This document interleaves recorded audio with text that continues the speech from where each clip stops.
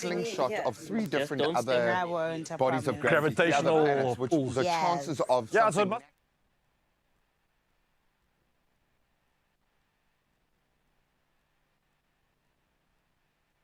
sign of propulsion. So it's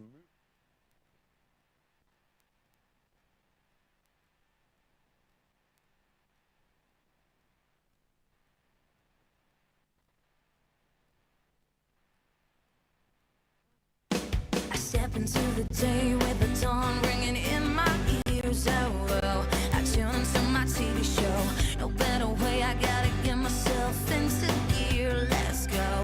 Oh, and I feel good today with my wake up in the morning espresso. I feel good today. It's my feel good breakfast show. and boom, just like that, we are back in your face. Welcome to it. Welcome back to your Feel Good Breakfast Studio. So good to have you in our company. We are so excited. The week got off to an absolute flyer. I'm super excited because my friends are back in studio, and you are definitely included in that. I hope you're ready for an energized Tuesday filled with passion and purpose. We're going to introduce you to some amazing people, and I'm going to reconnect with one right now who I am beyond proud of. The host of the South African Sports Awards, Anelia. A very good morning. Well done, you superstar. Good morning, my Graham. Why are you like this? Thank you, my beautiful family. And you know I'm always proud of you too, but thank you, my Graham.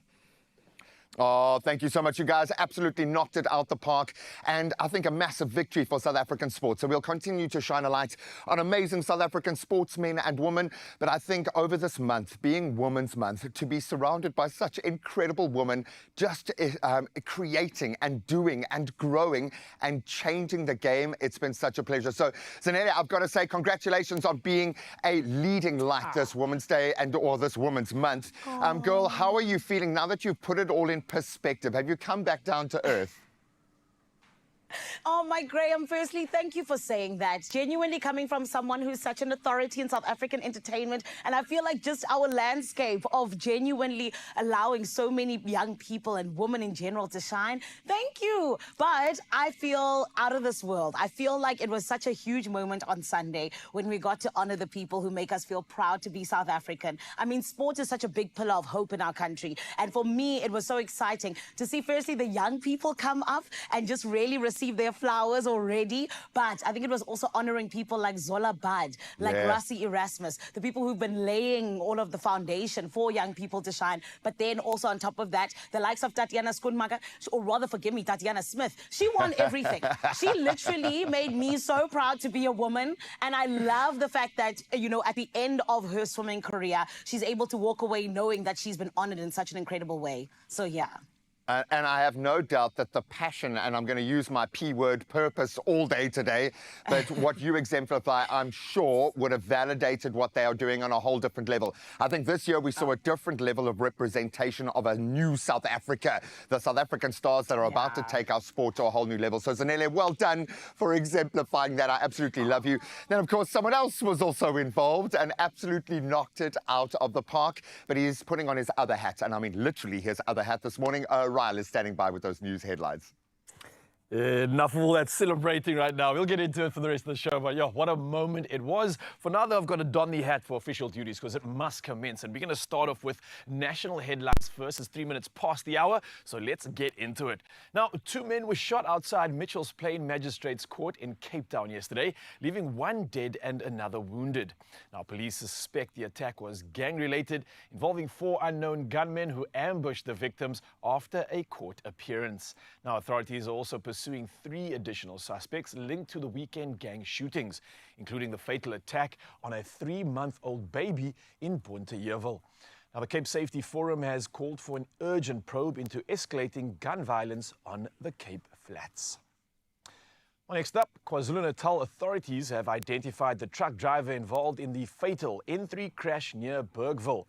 Now, the truck rammed a stationary minibus taxi parked in the emergency lane, killing 4 people and critically injuring others. Now, the driver, a Swazi national, fled the scene and has not responded to calls. And police have opened a culpable homicide investigation while the company that employed him confirmed his identity. Now, authorities continue monitoring the case and efforts to locate the driver remain ongoing. Well, we move to international headlines next, and Zimbabwe is taking first place here. Zimbabwe has reinstated a ban on maize imports after a bumper harvest, ensuring local farmers supply millers. Now, improved rainfall restored output following a drought-driven decline that forced reliance on imports, including genetically modified maize. Now, officials stressed the need to protect local purchases with state programs supporting farmers. And the move follows production recovery in 2023-24 to sufficient levels for national consumption, stabilizing food supplies and strengthening domestic agricultural resilience.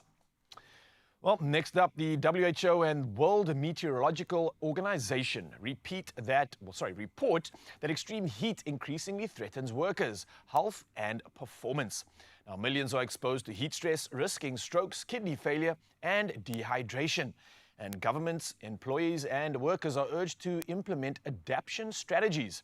Now, the report marks the first WHO study on workplace heat and heat stress since 1969. Now, rising temperatures, with 2024 being the hottest year on record, mean heat waves are no longer rare. And elderly populations are also vulnerable, highlighting the urgent need for mitigation and protective measures. Now, finally, London's Notting Hill Carnival yesterday wrapped up 3 dazzling days of music, dance, and pure Caribbean vibes. Yeah, born from the struggles and spirit of Caribbean migrants who arrived after World War II to help rebuild Britain, the carnival was a response to racism and exclusion, turning resistance into rhythm. Now, decades later, its message still matters.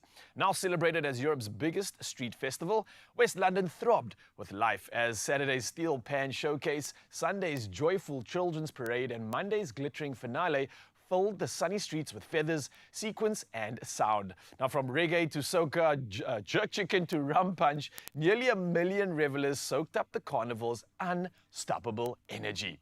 And with that, I leave you with the rest of the headlines and we dive to all things sport, where I'm hoping that we talk about the unstoppable energy of Liverpool Football Club. Let's find out.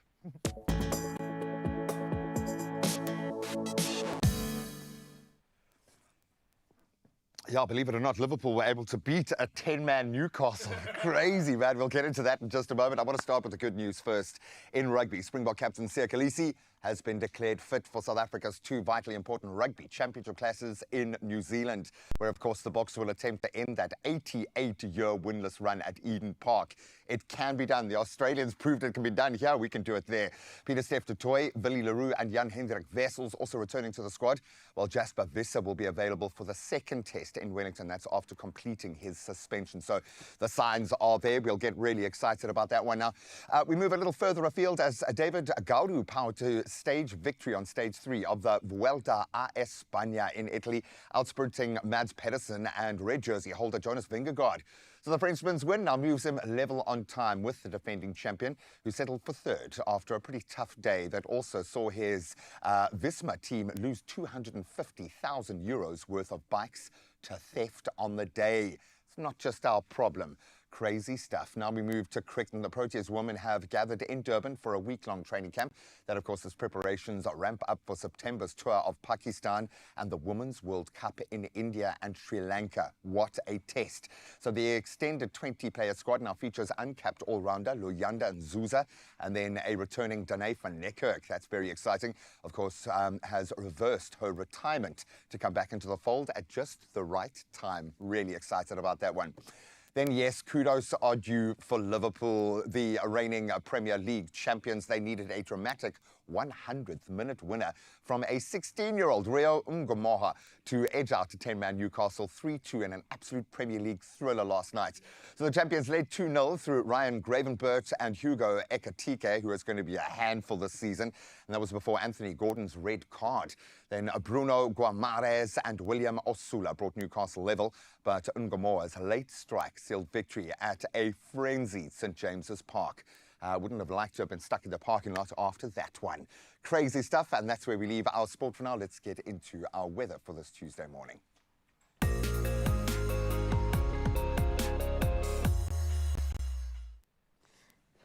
Thank you so much, Graham. And Mzansi, let's get you ready for the day. Let's start off with that weather. So first and foremost, the South African Weather Service has issued warnings of extremely high fire danger over most of Limpopo and Northwest, Western Free State and Eastern Northern Cape. Residents are urged to exercise caution as dry, windy conditions could spark new fires. In Mpumalanga, firefighters have contained felt fires that broke out Saturday between Sabi and Hazyview, aided by helicopters and water bombs. The Lowveld and Escarpment Fire Protection Association says cleanup operations are underway, so monitoring for flare-ups, and reminds locals to remain vigilant. We'll keep you up to date with anything else that does come through in terms of that. However, for now, we need to get into one of my favorite parts of the show. Oh my goodness, we love it when we get to see what it is you're waking up to with your sunrise view, rather, forgive me. It is Karen from Mosley in KZN, where it is 22 degrees Celsius, where we get to see what perfection looks like. Please look at this picture. Karen, this is absolutely stunning. I am obsessed. It looks like you are on holiday. It looks like you bought this off the internet. I don't know what kind of camera you are using, but thank you for blessing us. This is absolutely gorgeous. And Mzansi, this is just an example of what we're looking for when we talk about your sunrise view. We want to see what your side of life is looking like on 063-036-9649. Send it through on WhatsApp, and we get to show the rest of the country. Right about now, though, you need to know how to dress, so let's show you your temperatures.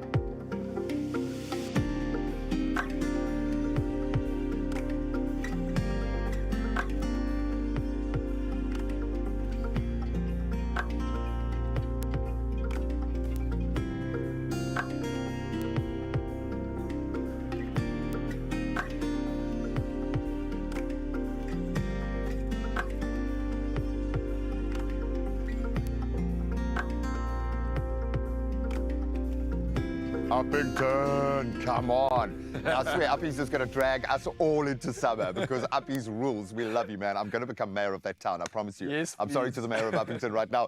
But clearly spring has sprung already. It might be officially a week away, but I think the shift has happened, which means fresh energy, lighter layers. Yep, I've only got 2 layers on, not my requisite 5.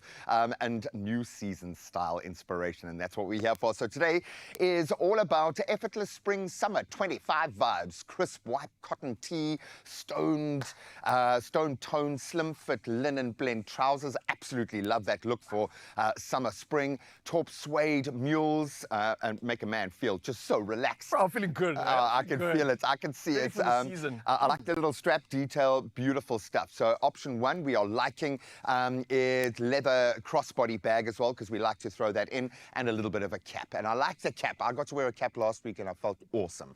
So I like that for you.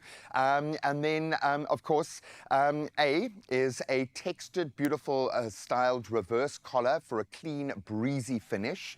Like the texture there as well. Absolutely beautiful. You gotta reach out and touch it. Exactly. Hey. And I like a feel to it. You're right. I Yeah. do quite like the one tone. Really, really nice. Okay, so that's a nice one. And then option 2, equally nice, a green watercolor floral snub cotton shirt for effortless elegance and casual refinement. So a bit of graphics there to shake it up.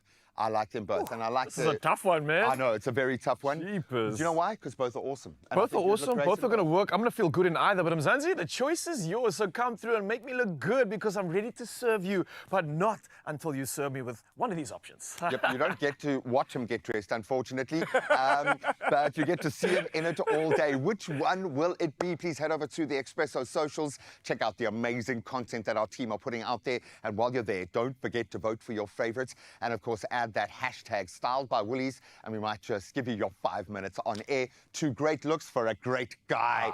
Clearly, with all the right kind of feels this morning. We'll see you now. Beautiful, man.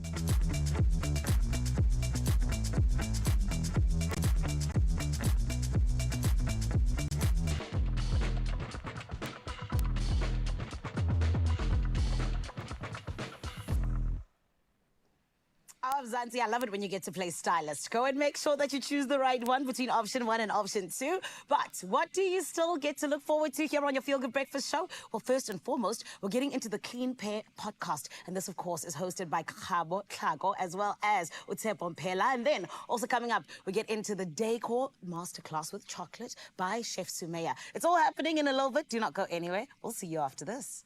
Only you can make my day. We see the person behind the banking profile. We see your story.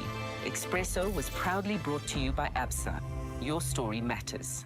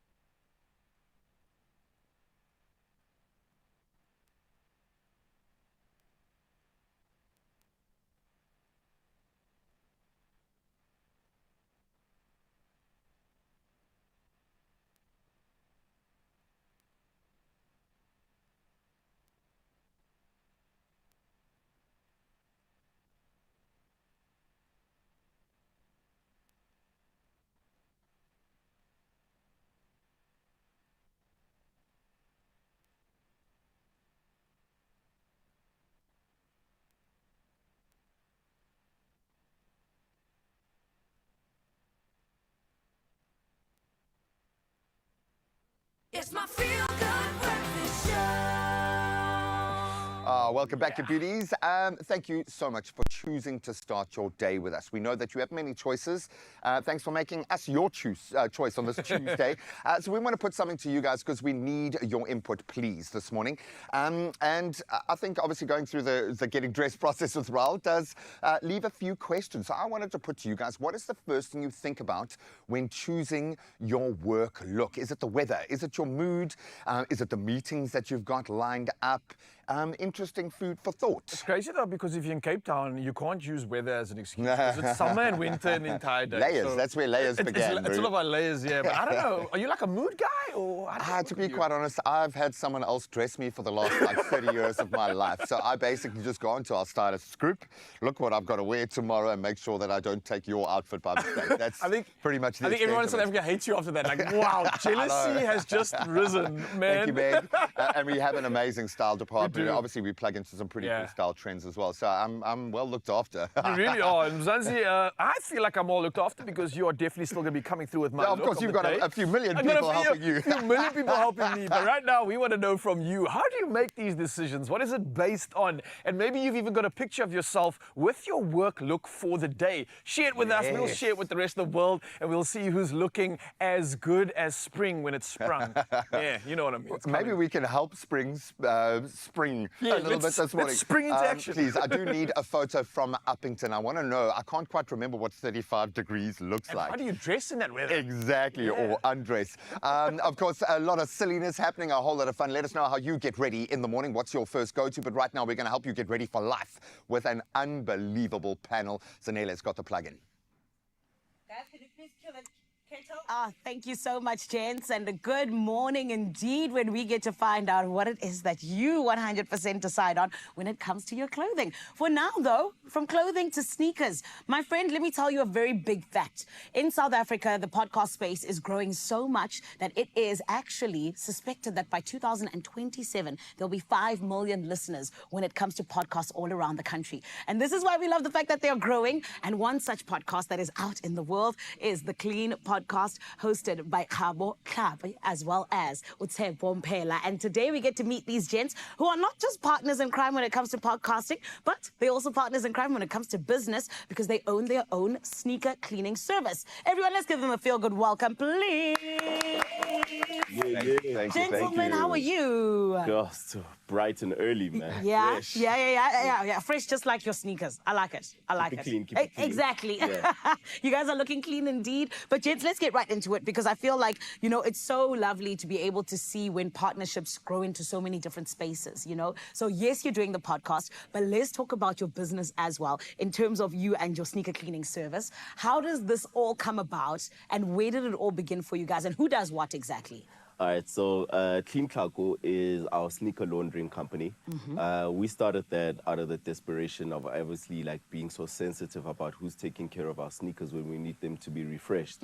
So we got sensitive materials like suede, and you don't want to just put that in anybody's hands. Yeah. So we started that just before COVID. And it stopped, obviously, because during the COVID period, nobody's walking around in sneakers, but we're slowly now picking it back up. And there was a big demand in terms of getting people's sneakers fresh. Yeah. I know that pain of giving it to Sisi and then it just goes wrong. And then they put it on the roof. My brother, it comes back yellow. It's very terrible after you spend so much money and worked hard. But I love the fact that you guys saw that need and now you filled it. But I love the fact that as well, it's led to the Clean podcast. Let's talk about it. You know, when did you guys start the podcast and why did you feel like it was a need? So the podcast itself is conversations we've been having with each other and also with other kind of sneaker collectors like ourselves. Yeah. And we kind of felt there was a time to kind of revive the sneaker community and all of us kind of sharing our stories of why we are into sneakers like we are. And yeah, so what we kind of do on the show, we speak about what we love and then our guests also then speak about the stories behind their collections. And yeah, we have some great episodes coming up. So yeah. I love that. And what do you hope that the listeners are going to take from your guys' podcast? So the most important thing is that let's form this community. Let's start building it brick by brick. And then after that, let's exchange. Where can we get the latest drops? Where's the best sneakers coming from? Who's got the best collection? I mean, it's a whole conversation, right? So let's form it. Let's get the community going. And let's keep the sneakers clean, man. And who's selling fakes? Please, you must tell us because I don't know how to buy sneakers. We don't roll with people that...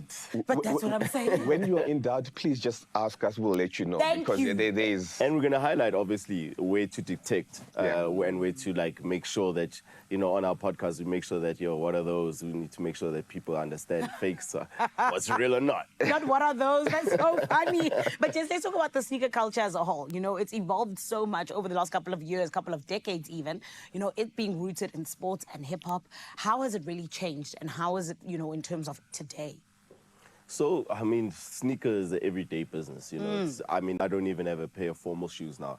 It's just about how I feel on the day and what color to go for in terms of my outfits, right? Yeah. So, yeah, each and every day we're going about it, discovering what works and what doesn't. And it's about being comfortable at the end of the day too, right? Yeah. I hear you. For me, I never used to wear sneakers until I started working on this show. I'm always in heels. So I need sneakers when I go anywhere else. Not what are those? Get out of here. This is my job. Yeah, I think it's opportunity for street culture to make a strong comeback and you kind of lead with what the sneakers are. I mean, what's popular right now is it's almost retro sneakers that are from the late 90s and early 2000s. Yes. That's what's now popular in the street now. So yeah, I think sneaker culture is really strong and it's back. It's beautiful as well to see. And of course, like we said, it led to your podcast. Let's talk about that in terms of what you guys really enjoy about podcasting. What do you get out of it? And what have you really learned from each other? Well, the freedom, obviously, to just, talk about all brands and we obviously can't shy, on that platform, we don't shy away from naming brands and stuff like that. So we get to explore, like, what are people wearing? Yeah. What's the latest trends?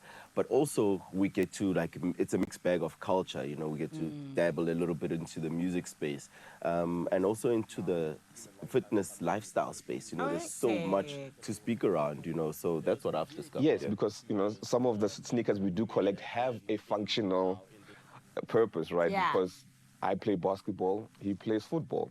And so then we kind of do those kind of reviews and talk about that too. And So our guests range from people that collect just for their look and feel, and some people then use them for actual what's fit for Recreation. purpose. So yeah. Yes, I love that. Yeah, you guys play sports, I play the lotto. But Have you won anything yet?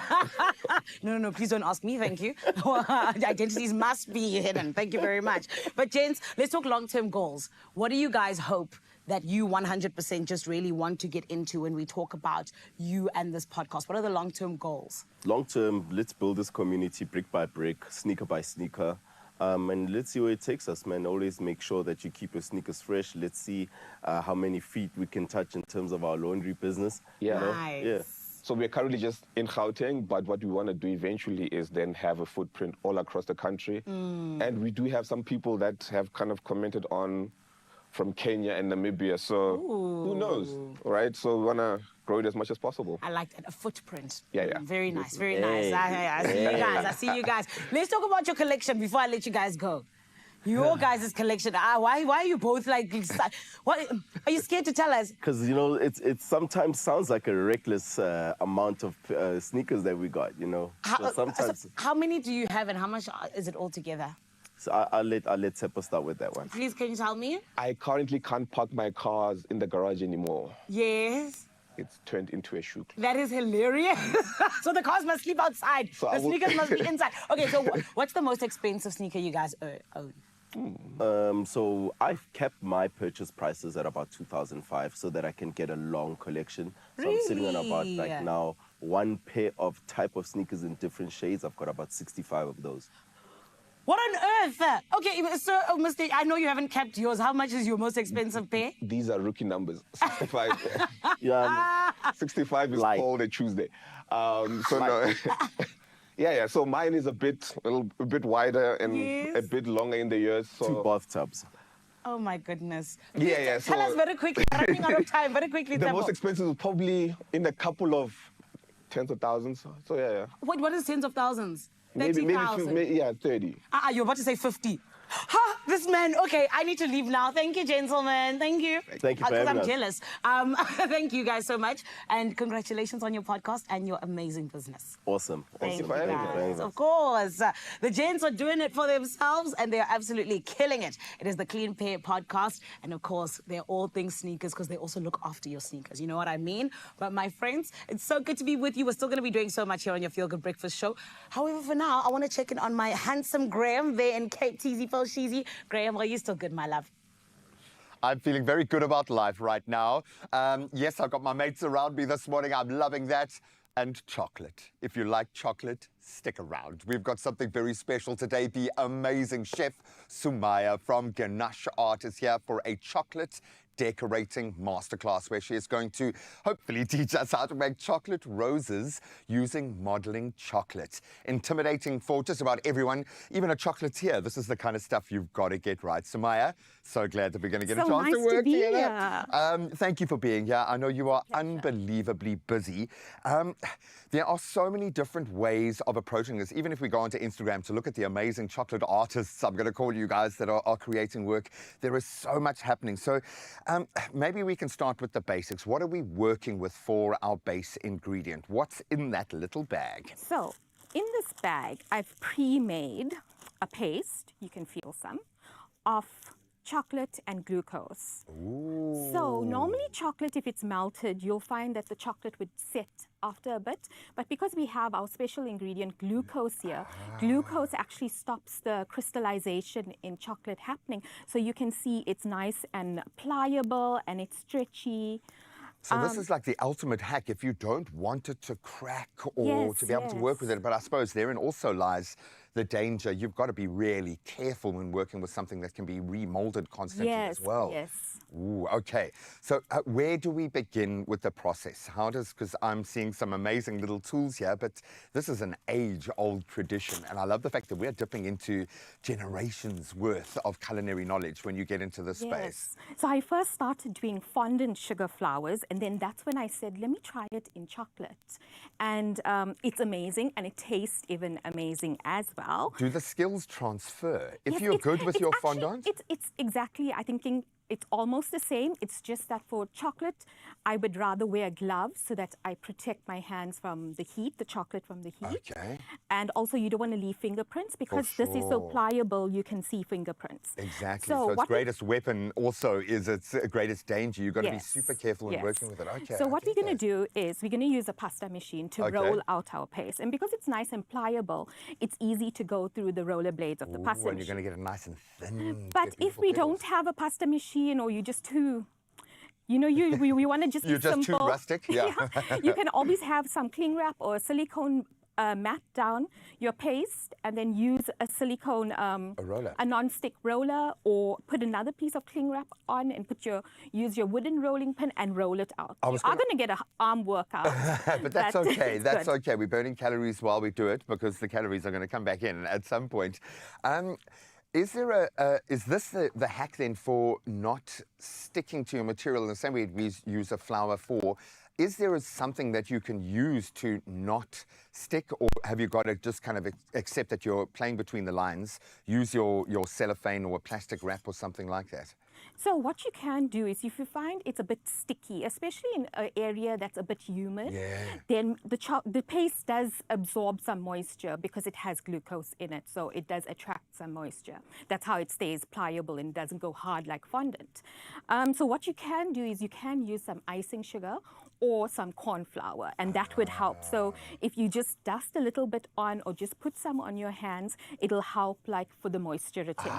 I love that. Okay, what's next? So I've rolled out the paste with our pasta machine, and now I'm going to use some cutters. So you can use a circular cutter, or if you like, you can use a petal cutter. And I'm going to just cut out some petals. Oh, and half the job's done. And I love that teardrop shape is beautiful. Oh, I love that. Can I create some petals? Oh, definitely. So you can have a try as well. And what I'm going to do is get another piece of paste. And you'll find that my paste, I've got it in a Ziploc bag.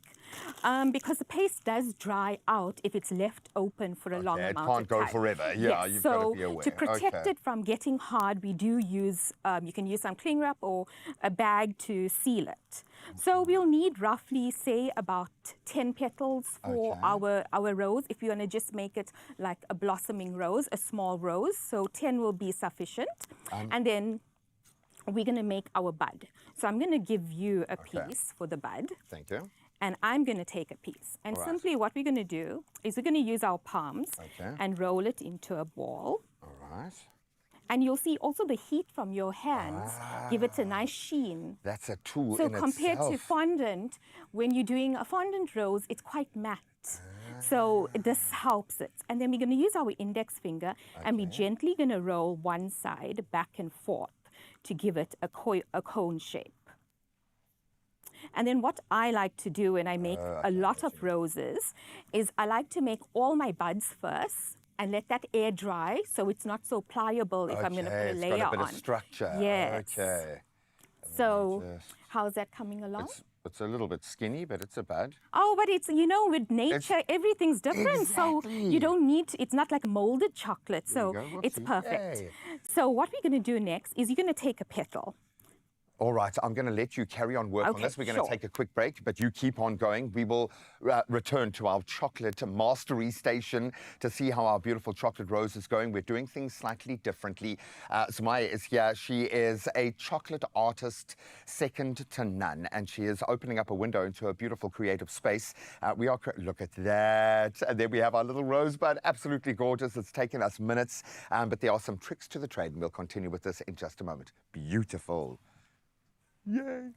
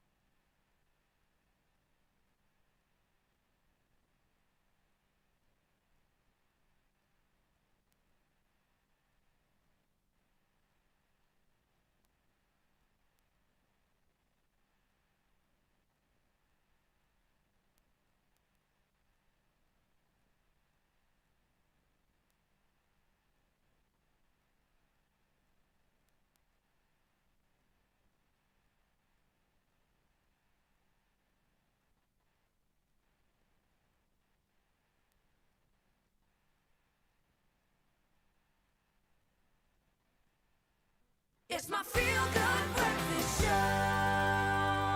Oh yes, Mzansi, welcome back. Your Feel Good Breakfast Show. And hang on, you all feeling a bit tight?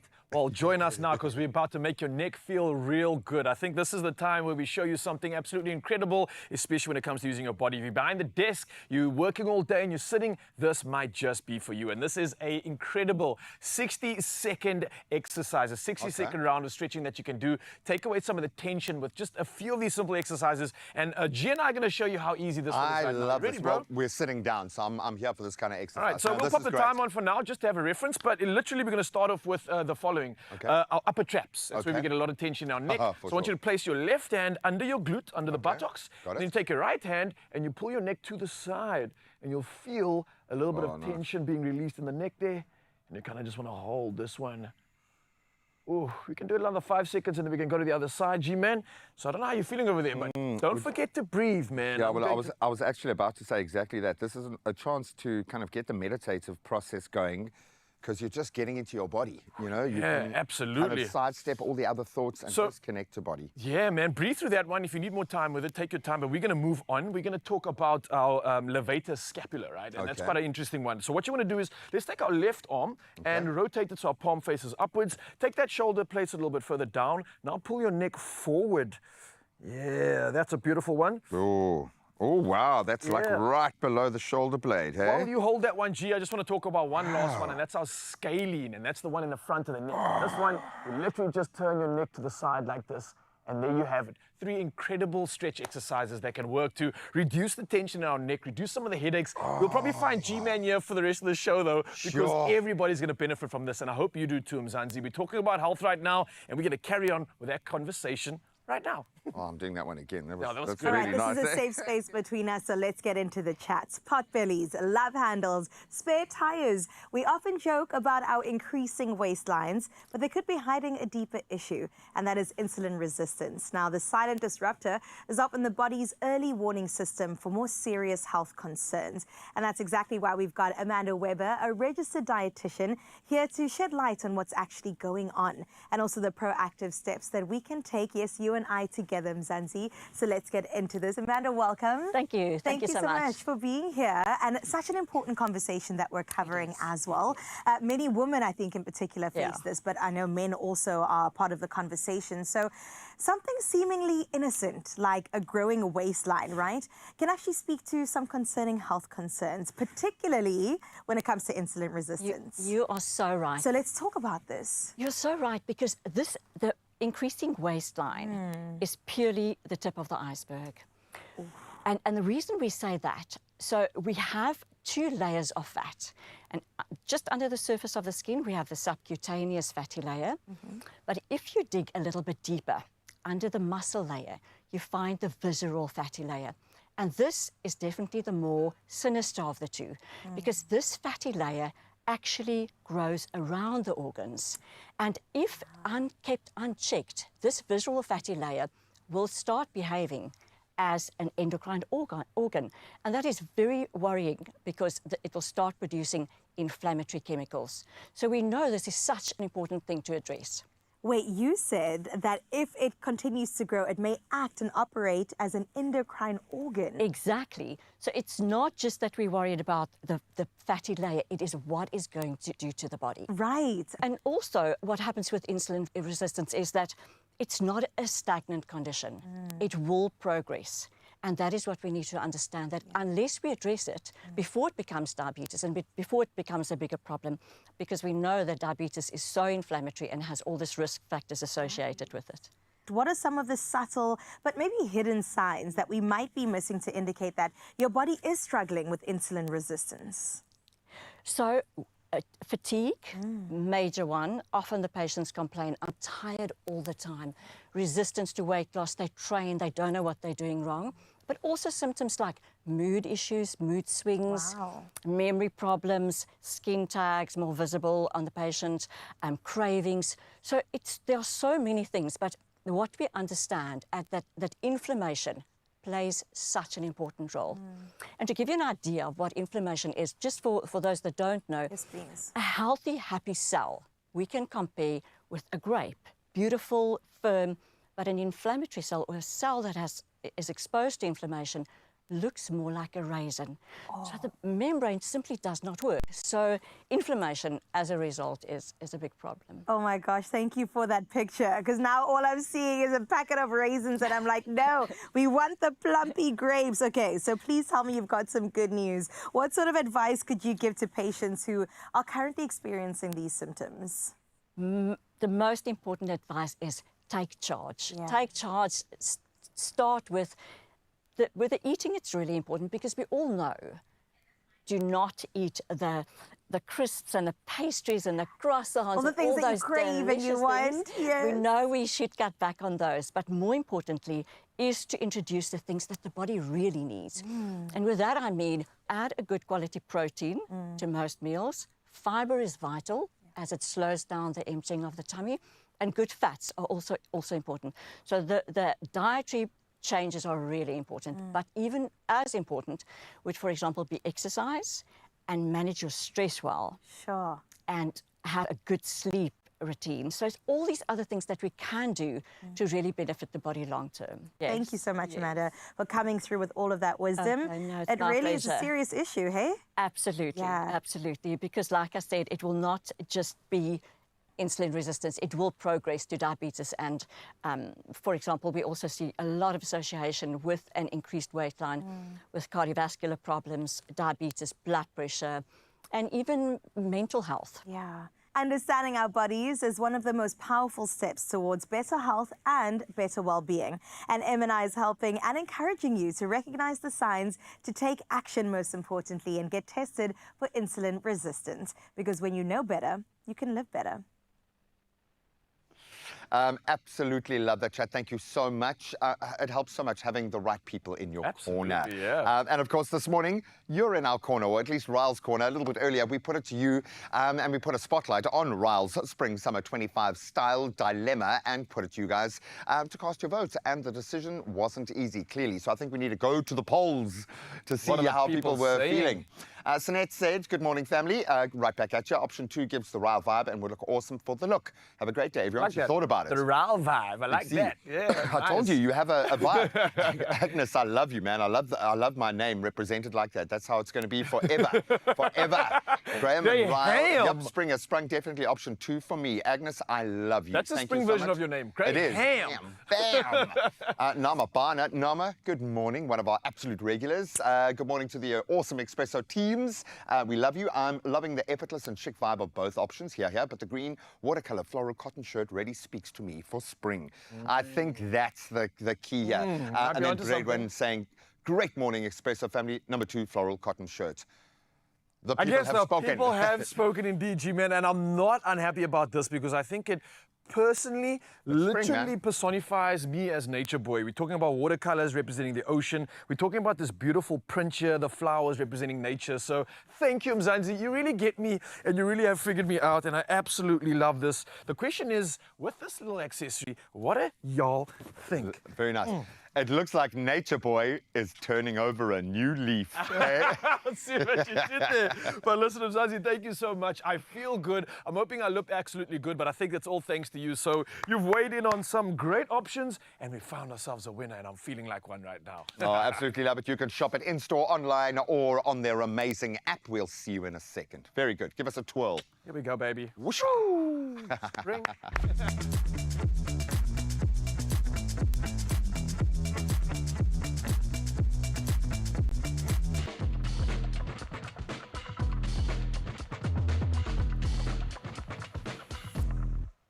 Only you can make my day.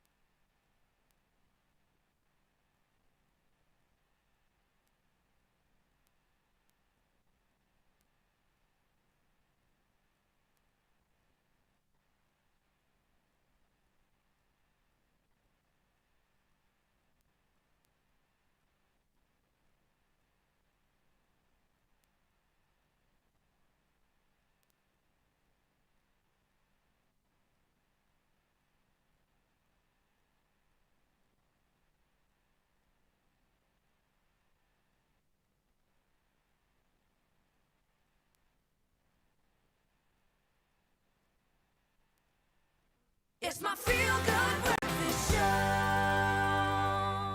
It's true, you're on your Feel Good Breakfast show right here on Expresso. And this morning, we get to celebrate yet again with our Adcock Ingram OTC, sponsors of Brave Family. My friend, September's literally around the corner, a couple of days away. And this is where we get to celebrate our incredible pharmacists. It is all about letting them know just how important they are to our communities, but also just how grateful we are for all of the incredible heroic work that they do. And I am so excited because today we get to sit down with someone who is the head of pharmacology at the University of Pretoria. I'm talking about Natalie Shellack, and she's here to let us in on what it actually takes to be a pharmacist, which will allow us to celebrate them even more so we know just how much of the sacrifices they make to be our heroes. So everyone, let's give a feel-good welcome, please. It's Natalie Shellack. Professor, how are you? I'm good, thank you, Zanele. That's and thank you for having me this Of morning. course, thank you for being here with us. you. Natalie, let's get right into it because I feel like I said, you know, we're able to celebrate people more when we understand what it is they've had to go through to actually get to where they are. So, you know, what do pharmacy students typically learn at university, particularly when it comes to really just preparing them for their careers? Thank you, Zanele. And this is such an important month, and it's in spring, so I'm always happy that Pharmacy Month is in spring. Yes. And this year, the theme is one profession, but many roles. Yes. So in pharmacy schools, pharmacists, potential pharmacy students are selected out of one of only 9 pharmacy schools in South Africa. And it is done based on a workforce estimation. So in other words, the WHO says there has to be so many pharmacists for every 100,000 people in South Africa. Yeah. So then the South African Pharmacy Council, together with these 9 pharmacy schools, then with the Department of Higher Education, decides how many graduates can we take and how many should we graduate to meet those expectations. So pharmacy students are carefully selected, those with physical sciences and maths. Yeah. And then the first year they have to do foundational sciences. So all the stuff we used to hate at high school, maths, chemistry, all of those things. And then in the second year they do all sorts of interesting stuff like industrial pharmacy. They have to make tablets. They have to formulate different dosage forms, decide which drug can work the best for that condition. In their third year they have to study around retail pharmacy, hospital pharmacy, all the different roles that you can play when you are practicing. And then in many of these curriculum in their fourth year, their final year, they can now do an elective or managed sciences. How do you manage a pharmacy? How do you manage a whole drug supply? How do you work in a hospital? How do you work in a normal pharmacy, in a community pharmacy? I love and that. then some research projects. So there's a lot of things, and then even after that, you have to write the pre-reg exam at the Pharmacy Council. Oh, wow. To see, so that we can make sure all the pharmacy schools are on the same standard. So then they have to comply to a pharmacy council exam. They have to do 1 year of training. It's a very practical course, so you have to go and work under supervision. So, do you see what I mean about the fact that there's so much that happens? I didn't even know they had to write an exam, all of these different things. And of course, just like you spoke about earlier on, where you said, you know, the campaign being one profession, many roles. Yes. I feel like they genuinely are being prepared for exactly that. But talk to me about, you know, the skills and qualities that it takes to succeed as a pharmacist. So yes, they do all of this practical work, but what are those skills that they necessarily need? It's such a great question, Zanele, but simply because the world is changing. Yeah. You see artificial intelligence and you see all of these things changing. Yeah. So first of all, if someone wants to become a pharmacist, great choice. Let me start there, because it seems so boring. But I can tell you firsthand, it is one of the most dynamic professions you can ever choose to become. So you need to have a love of sciences. So STEM, you know, you have to like maths and chemistry, because pharmacology and pharmacy is medicines, and it's about how these drugs work in your body. Yeah. But now that we have all of these great digitalization, you know, if someone can have resilience, in other words, as things change, they need to change as well. But they also have to have professionalism, because you are working with vulnerable patients, people that come and see you. Empathy, to look at those people and understand this is someone's mother, this may be someone's daughter. And you have to have a strong sense of responsibility, because pharmacists are the gatekeepers. They protect both the public, but they also protect the professional pharmacy. So maths and sciences, yes, But times are changing and pharmacy is going to change. Beautiful. I love that. And very lastly, I just want us to get into, just in 2 sentences, advice you would give to anyone who is considering studying pharmacy. Okay, 2 sentences. Yes. Just go for it. Uh-huh. Study very hard at school with your maths and sciences. Yeah. Apply to many different institutions and speak to a pharmacist. Go and work in a pharmacy and see what it's all about. And really be driven by passion and towards the public of South Africa. That's who we are serving. Beautiful. Thank you, Zanele. Thank you so much, Thank Prof. you. And I love that you said, you know, that the people skills are needed there, because I always just encounter such amazing pharmacists who really are like, oh, okay, how can we help you? How can we do this? But on top of it, they're also just so welcoming. So you guys are doing an incredible job, and thank you for it. Thank you, Zanele. Of course. Thank you, thanks. Zanzi, it is literally a couple of days away from when we get into celebrating our pharmacists that make our communities that much better. I'm talking about our unsung heroes, and we absolutely love that we get to do it with our Adcock Ingram OTC, sponsors of Brave Family, and they are the ones who are here to say that, listen, you know, when we talk about how we're getting into a little bit of a season change, you get into those things where I have my sinuses, my nose is blocked, my eyes are watery. We don't want that for you, no, because you've got things like Allerjax non-drowsy, where you are absolutely covered. And my friend, on top of that, the survival pack that gets you going in terms of the Adcock Ingram OTC, sponsors of Brave Survival Pack, you literally are able to 100% be okay. Why? Because you've got all of those things that you need within that survival pack. But wait, there's more. Our friends want to give you a little something, all in the name of celebrating our pharmacists. So let me tell you all about it. Adcock Ingram OTC, sponsors of Brave, are giving one lucky viewer the chance to win 2,000 Rand cash each and every Tuesday for the next 6 weeks. And it could be you, but you need to go and enter. And all you do is go to our Expresso show pages and you tell us, who is your pharmacy hero and why? I found a new hero in our prof over here, okay? Who is yours? Come and let us know. And don't forget to use hashtag #AdcockOTCWinter. And the competition closes at midday, my friend. T's and C's do apply and can be found on expressoshow.com. But at midday today, competition is done. So go and get into it now. For the week, we're finding our winner. For now, we jump on into an ad break. We'll see you on the other side of this.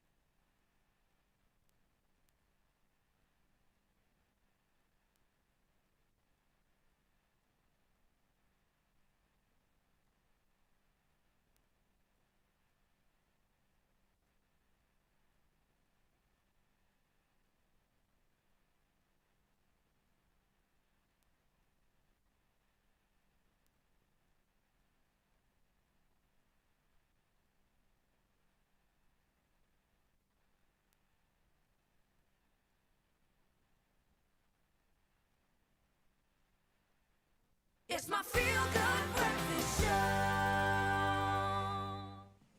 Welcome back. You're still on Expresso right here on S3. And Mzansi, it's time for us to have an important conversation.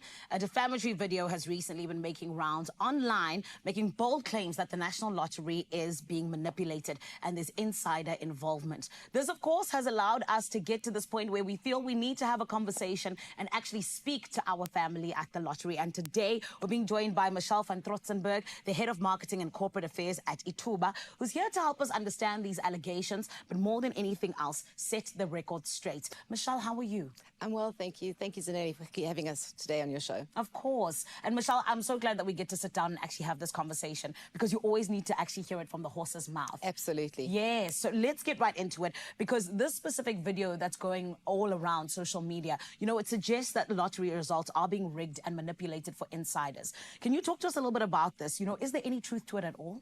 Absolutely not, Zanelli. It's completely false information. It feels almost like a smear campaign, and it's a complete attack on people's integrity, the people that are playing the National Lottery in hope of winning a big jackpot. Yeah. So it really is, you know, an opportunity for us to come through to today and actually set the record straight. 100%. And Michelle, I think one of the really terrible things as well is that the video mixes in some facts like names, dates, and investigations, you know, with some sweeping accusations, which are very unfair. But why is this so problematic?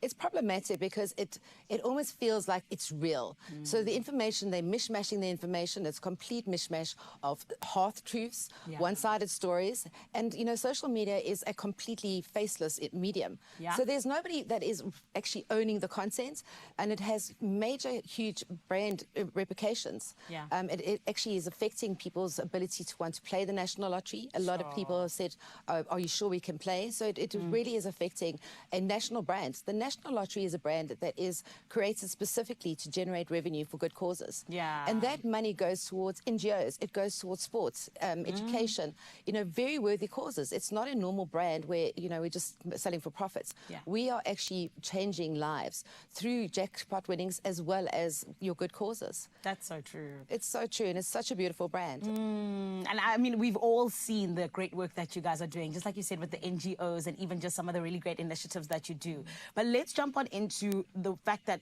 you know, some people are claiming that the anonymity of winners is a loophole for fraud. What does Ituba say to this? It's also not true. I mean, one of the biggest stories that came through on the video was the fact that most of the winners are coming from FNB and ABSA, which is completely not accurate.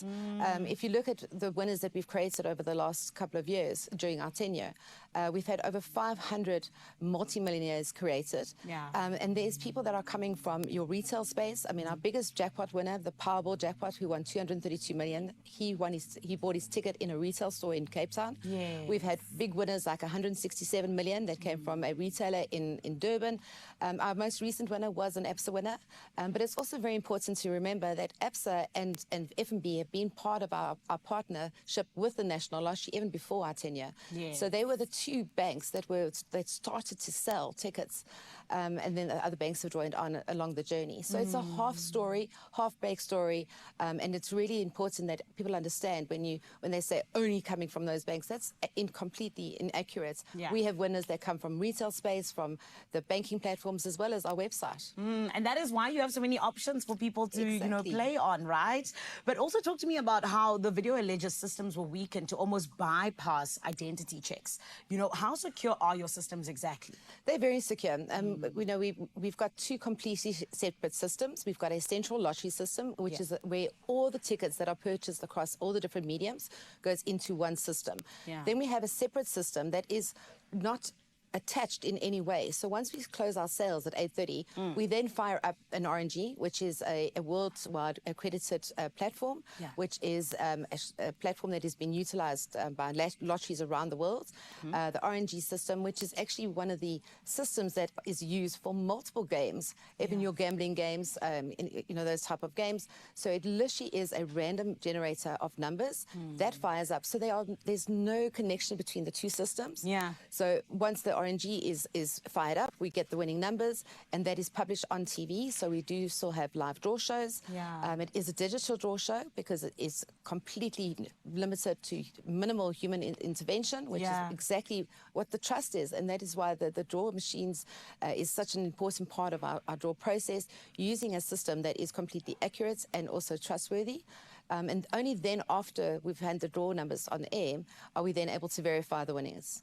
So at that point, we have no idea where the winners are. Yes, and just like you said, you know, leaving as much to the systems. Absolutely. 100%. And there's been stories that Beautiful. we're choosing winners. We're not choosing winners. And with that being said, Michelle, you know, after all of these clarifications, and thank you so much for them, what is your one final message that you'd like to say to the public of South Africa? So we always talk about protecting children against social media. I think we also need to start educating people that are watching, adults watching social media, that not everything is true. There's always a reason behind a hatred or a faceless comment. Yeah. And educate yourself and get the facts from the right places. Beautiful. And thank you that we were able to get the facts from the actual people themselves. Thank you for coming in. We appreciate it. And thank you for setting the record straight. Thank you very much. Of course. So, Mzansi, you heard it here on Expresso, all in the name of making sure that we understand that that specific video that is doing the rounds on social media, it is a falsehood and it is no truth to it at all. And of course, my friend, at the end of the day, it's natural for people to ask questions about systems. But this is why we then sit down and get the full picture. We get to understand what exactly is going on. And of course, it is all based on facts and transparency at the end of the day. And that's how we were able to sit down with our Ituba family and understand it from a perspective of theirs. A big thank you to Michelle and the Ituba team. And of course, we're able to clear up that confusion 100% this morning on Expresso. For now, let's check out what's happening all around the world in your news headlines. Yep, it's more facts and transparency as we get into the official duties once again and start off with national headlines. Now, the inquest into the deaths of 21 patrons at Enyobeni Tavern in Scenery Park outside East London has been adjourned until today for testimony from emergency medical services officials. Now, Dr. Sitandiwe Kunyuza, who examined some victims, concluded that asphyxia caused the deaths. Overcrowding at the tavern restricted oxygen to vital organs, contributing to the tragedy in June 2022. Now, authorities continue to investigate the circumstances surrounding this incident. Well, sticking to national headlines, 2 men were shot outside Mitchells Plain Magistrates Court in Cape Town yesterday, now leaving 1 dead and another wounded. Now, police suspect the attack was gang-related, involving 4 unknown gunmen who ambushed the victims after a court appearance. Now, authorities are also pursuing 3 additional suspects linked to weekend gang shootings, including the fatal attack on 3-month-old baby in Bonteheuwel. Now, the Cape Safety Forum has called for an urgent probe into escalating gang violence and gun violence on the Cape Flats. Well, next, move to international headlines and the Israeli airstrike on Nasser Hospital in Gaza's Khan Yunis, which killed at least 20, including 5 journalists from Reuters, the Associated Press and Al Jazeera, has drawn widespread international condemnation. Now, the deaths bring the total number of journalists killed in Gaza since October 2023 to nearly 200. And UN Secretary General Antonio Guterres called the attack unacceptable, urging an impartial investigation. Now, French President Emmanuel Macron and Qatari officials stressed the need to protect civilians and journalists, while US President Donald Trump also expressed dismay. Now, Israel has acknowledged the incident as, and quote, a tragic mishap. Well, next up, Zimbabwe has reinstated a ban on maize imports after a bumper harvest, ensuring local farmers supply millers. Now, improved rainfall restored output following a drought-driven decline that forced reliance on imports, including genetically modified maize. And officials stressed the need to protect local purchasers with state programs supporting farmers. And the move follows production recovery in 2023-24 to sufficient levels for national consumption, stabilizing food supplies and strengthening domestic agricultural resilience. Lastly, something to maybe sing about. Hong Kong's first ever bird call contest on Saturday had participants and spectators in stitches as humans tried to out-chirp local birds. Now, nearly 100 contestants mimicked everything from the cool's cuckoo to the brownfish owl's hoo-hoo, some even sporting whimsical bird-inspired hats. Now, laughter rang out as the tiniest squeaks competed with booming calls, and judges struggled to keep a straight face. Now, winner Bob Chan wowed the crowd with his spot-on Eurasian tree sparrow impression. And organizers say the event not only showcased hilarious talent, but also highlighted Hong Kong's rich bird life, leaving participants with trophies, smiles, and newfound appreciation for the feathered friends sharing their city. Well, we'll carry singing along into all things sport, and here's G-Man with the latest.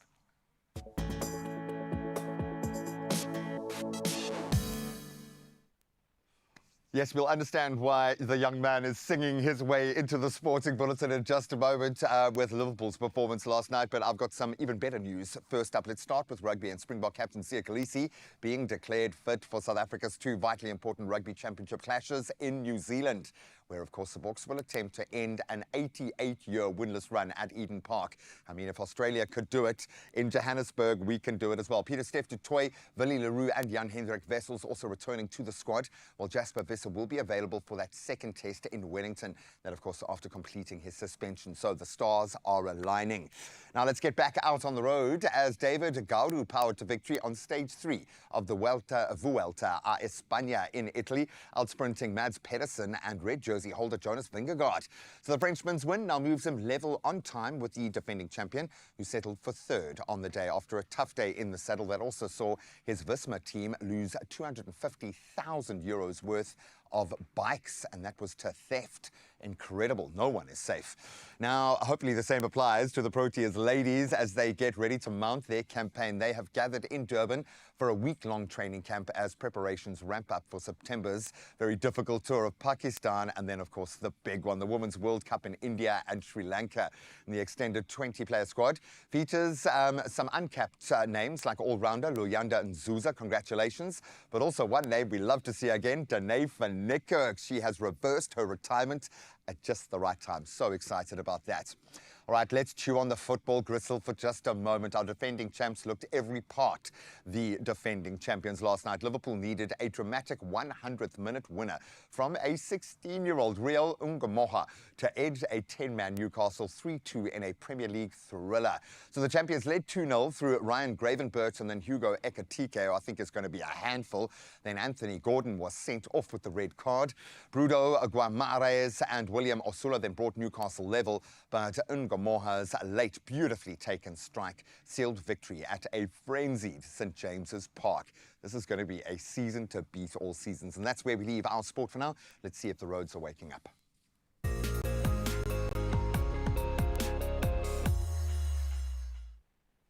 Thank you so much, G-Man. And yes, let's dive into the roads because I know a lot of you are heading out to work. And we're going to start in KwaMushu, KZN. Now, there's a stationary truck on the N2 southbound before KwaMushu interchange and resulting in the left lane being obstructed, as you can definitely see from these visuals right now. So heavy congestion is being experienced, and please do allow for some added and additional travel time to accommodate these delays. Now, from KZN, we move over to Cape Town, and an accident has occurred on the N2 inbound before Rappenburg. Now, this is causing a right lane closure. So slow-moving traffic is expected as motorists ease into peak traffic times. So again, please proceed with caution if you are making use of the affected route. And no matter what, if you're heading out on the roads this morning, buckle up and stay safe. From the road to the sky, let's find out now what's happening in this round of weather news.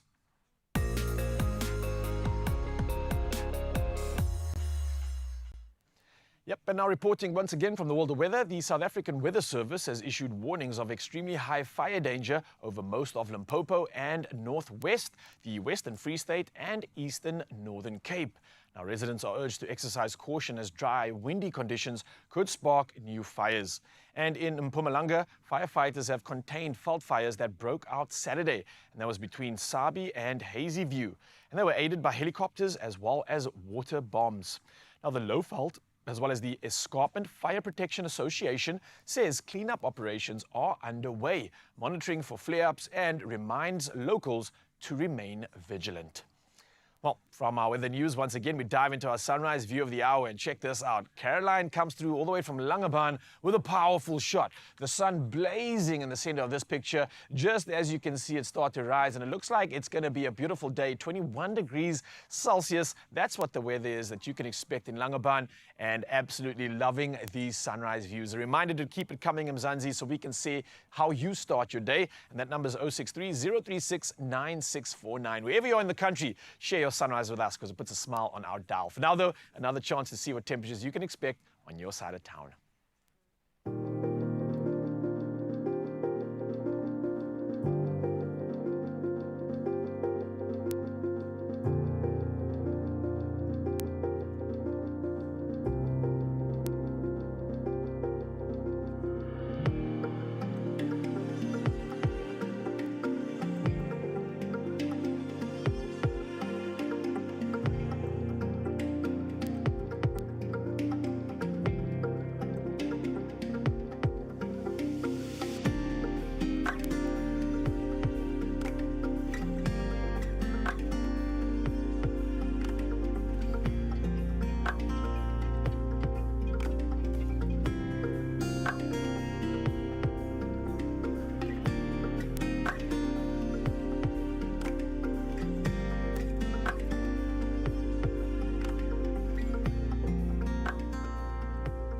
Right about now is where you need to make sure you do not go anywhere because we still got so much more for you right here on your Feel Good Breakfast Show. But my friend, let's talk about how you can be a winner. I am talking about how you need to get ready to fund up, push up, play Powerball and Powerball Plus for 76 million rand in total estimated jackpots this Tuesday. You cannot afford to miss out, okay? Play Powerball for an estimated 31 million rand and Powerball Plus for an estimated 45 million rand today. And how do you do so? It's so easy, my friend. You buy your ticket now in store, or there's options. There's nationallottery.co.za, the mobile app, cell phone banking, or simply dialing *120 *7529 hash for USSD. We told you earlier on with Michelle, ne? So many options, but we've got all of these details posted on our Expresso show pages. So go and check them out, please, and play Powerball and Powerball Plus for 76 million rand in total estimated jackpots today, and stand a chance to win big only by playing now. Right about now, my friend, I need to check out what's happening in Cape TZ. Folks, Sheezy, what you cooking up there, my family? Oh, we're taking cooking to a higher level. Samaya is here creating beautiful works of art with chocolates, because that's what she does. It's absolutely amazing. So I don't think anyone told you that this is the manifestation station, okay? So you can speak into existence right now. Before you explain to me what this is, who's that one chocolatier that you want to work with, that you want to go and study with? Amari. Amari. So go and look online at this guy's creations. He's amazing. He like makes real life yachts and stuff out of chocolate. No, he's just insane. I love that for you, and it's going to happen now. What is this? So that's my chocolate that's tempered for our next segment. You don't understand the dopamine rush that is coming over me right now as I stare at a giant bucket of exquisite melted chocolate. We'll continue the artwork here, and then we've got inspiration in spades on the other side. We'll see you now.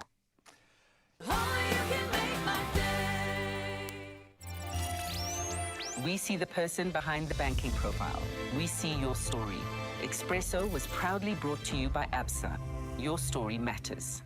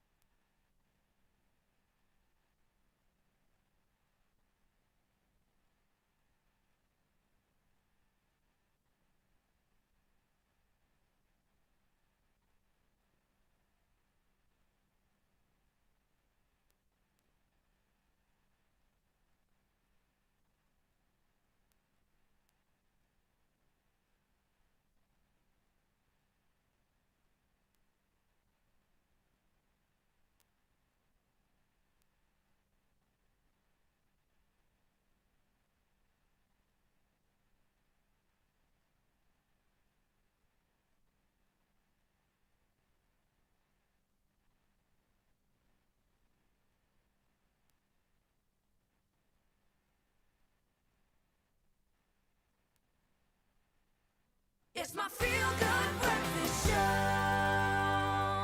Welcome back, Mzansi. It's always so good to be with you. And this morning, it's all about celebrations all around. So many things to celebrate. And we are actually celebrating with our Shell family. Today, we are getting to understand what it is exactly when we hear about the brand new campaign that's about to change the way that we road trip in South Africa. Okay? I am talking about the Shell V-Power Feel It All, the ultimate South African road trip experience. And we get to actually hear from two powerhouse voices from Shell that are here to make us understand what exactly it is all about, but also get us excited for what's to come. So everyone, please let's welcome the General Manager of Shell Mobility Downstream SA, Amanda Lopez, and the Marketing Manager, Monica Sitole. Let's give them a feel-good welcome.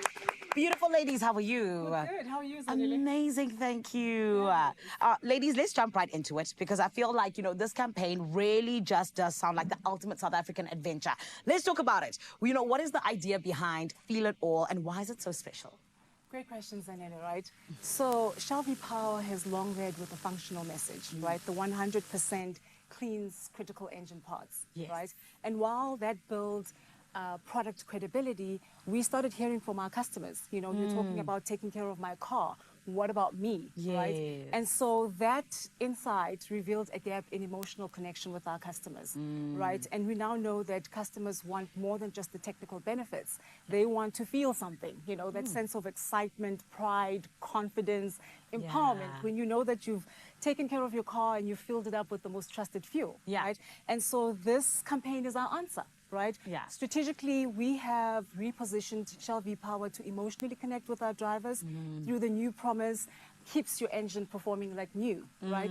It is still backed by the strongest proof point, the 100% quantification. Yeah. But it now speaks to the empowered feeling behind the wheel, right? Hence our message, feel the fuel, feel it all. I love it, and we want to feel it all. And this is why I have to ask, you know, how exactly is it that South Africans can enter and stand a chance to be a part of one of these epic journeys? It is super simple, Yes. right? All customers need to do is spend 750 or more at our Shell sites. Could be at the forecourt or in the shop, 3 times in a single month. They need to scan their V Plus Rewards card Yeah. between August and October to be entered into the draw. Qualifying entries are drawn and announced every single month. We are actually going to be announcing our first couple this end of the week. Nice. Oh my goodness. I'm so excited. Like I might be there. Okay. But let's talk about the road trip because, of course, from George to Johannesburg, you know, through these beautiful iconic spots like Franschhoek, The Pass, Chapman's Peak, even Graafrenet. Can you walk us through exactly this beautiful trip and the highlights along the way? So I think, as we said, right, 5 lucky couples. And let's just be clear, you can choose your couple, but choose wisely because you're going to be on the road for 9 days. So, Sanele, what we do is we fly you to George. Yes. And then we start the road trip in Knysna. Nice. And we start this road trip BMW M Sports Motors, fueled by Shell V-Power. Beautiful. We take you on the road trip, as you say, through epic towns, Graafrenet. And then we also have a very big highlight. When we reach Chapman's Peak, we move you from the BMW M sports cars into Scuderia Ferraris. Ooh. And then you feel that performance of V-Power as you race around Chapman's Peak. Yes. And then we have the grand finale, which then ends at the Kyalami racetrack, where we then do a Formula One finale watch evening. Yes. With guest artists. We'll take you on hot laps in the BMWs around the racetrack. Yeah. Because we really want you to do that emotional connect with V-Power. Feel it all. That's incredible. I also want to come. Can I bring my couple, my second person, and then we come because this sounds so exciting, guys. And even just the grand finale that you just mentioned, that sounds like something that is out of this world. I mean, I'm a huge Formula One fan, so I think that that is going to be the ultimate experience, like Formula One being here in South Africa. You know what I mean? Yeah. But let's get into a little bit of just, you know, this campaign. You know, as of course we know that Shell V-Power, it is the premium fuel that we all trust. But can you tell us about, you know, the innovation behind it and how exactly it is that it helps motorists to get the best out of their engines? So, Zanella, I think sometimes we think that all fuels are the same, right? But that's actually not the truth. Yes. So if you think about Shell V-Power, it is fuel science that's been developed over decades. And we do that in collaboration with some of the best automotive experts in the industry. Yeah. Actually, this year, we're celebrating our 75th year of working with Scuderia Ferrari. Wow. Now, obviously, if Shell V-Power is good enough for Ferrari and Formula One, you can imagine the high-performance fuel that you are able to get when you visit our forecourts. Yes. The important part about that is that through this cutting-edge technology, we make sure that we clean 100% of the critical engine parts from performance-robbing deposits. Sure. And what that then means is that you allow the fuel system to operate optimally because you clean the fuel injectors, you clean the inlet valves, and 2 things start to happen, Sally. You really get to feel the performance in your engine as you drive. Yes. But what that also does for you is the more effectively and efficiently your engine operates, the less fuel you use. So the more economically that becomes. So not only do you feel the performance, but you also start reducing your environmental footprint, which is critically important and then helps us drive that innovation. So while we provide clean fuels to our customers today, we continue with our technology to provide cleaner energy as we move into the future. That's incredible. Ladies, my goodness. I mean, you even said it earlier on. You were like, if it's good enough for Formula One, it's good enough for you. Absolutely. And you're 100% right, okay? Lewis is my favorite. So if it's good enough for him, it's good enough for me. Thank you. But guys, let's talk about the feel it all, tagline. Yeah. Why is it so powerful? And what message do you want everyone to take away from this? Right, look, it's Feel It All is more than just the drive, right? It is about experiencing the whole full emotion, right? What we want our customers really to take out of this is to, it's to feel the power, feel the connection, feel the emotion that Shell V Power brings, right? It's more than just fuel, it's a feeling. Yes, I love that. And more than just fuel, it's a feeling. I can imagine that everyone is going to feel things on this beautiful road trip. So thank you so much, ladies. And I feel like you're spoiling the country, which is incredible. Thank you. Thank you very much. Of course. Mzansi, now is your time. It's your time to win. And I'm telling you this because 5 lucky couples have a once-in-a-lifetime opportunity to go on this journey with Shell V Power. And of course, all you got to do is enter. So listen to this. All you got to do is fill up at Shell, spend 750 Rand or more 3 times a month, and scan your V Plus rewards card between now and the 31st of October.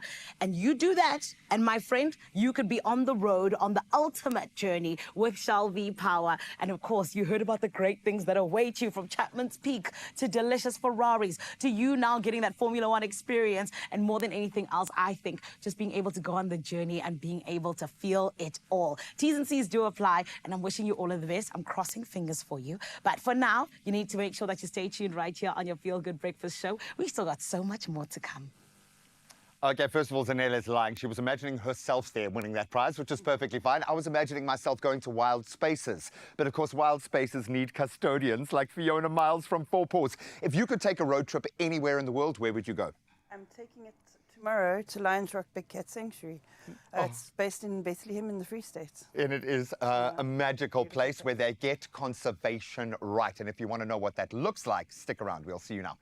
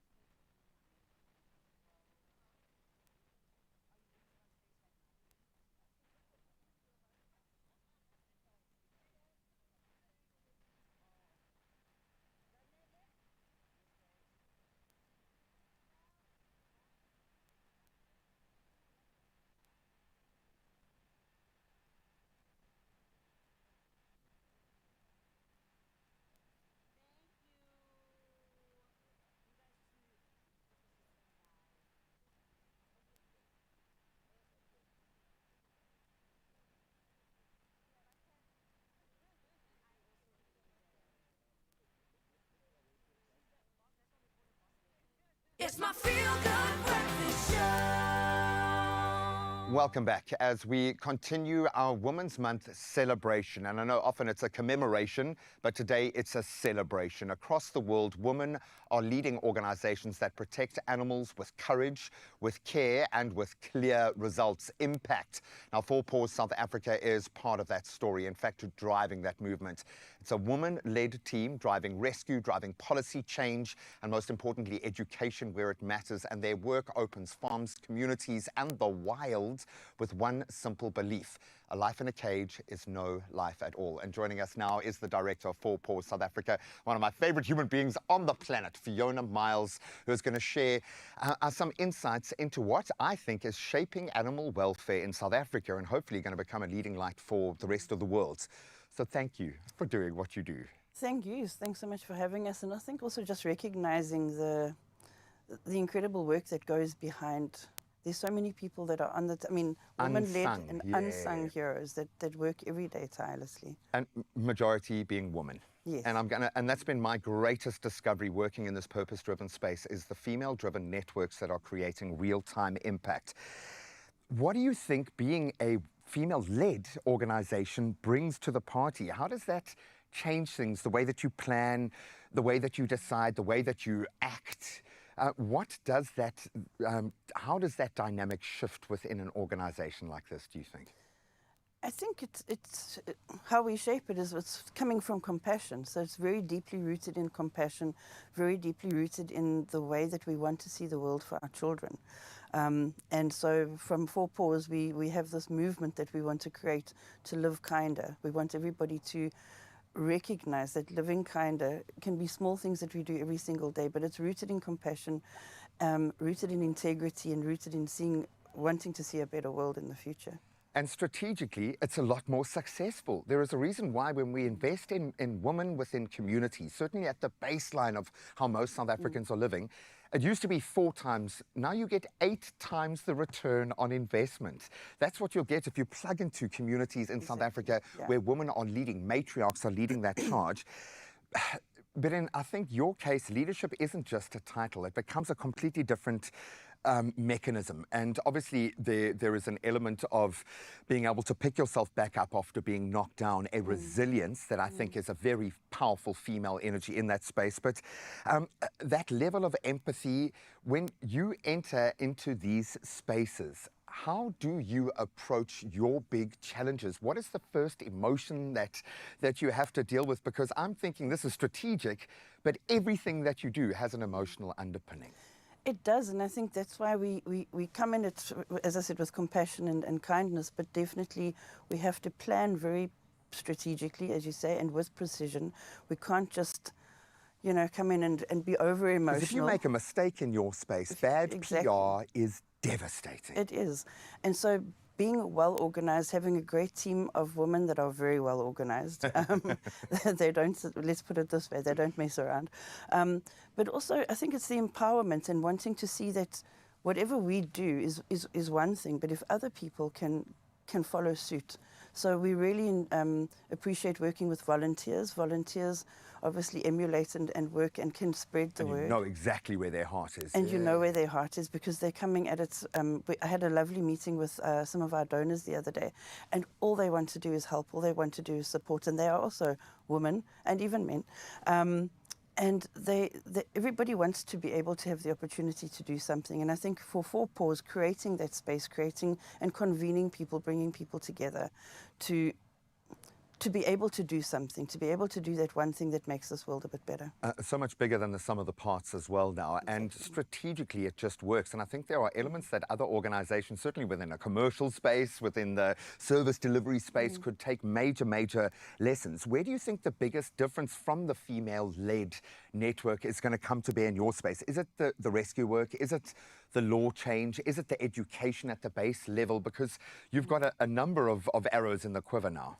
It's a lot of moving parts, as you say, and I mean, it's a whole of society approach that we have to take. So, from my perspective, it's more in the policy reform, because we can do all of the other things, but if we don't change the system, if we don't change the systemic issues that we're dealing with, you can put a lot of money into different initiatives and projects and things like that, but when will they see real impact? Well, therein lies the beauty of this situation. Also becomes the downfall, because if you take the purpose-driven person out of that system, then there is no system without that purpose. But when the system is imbued with that purpose, it's very different.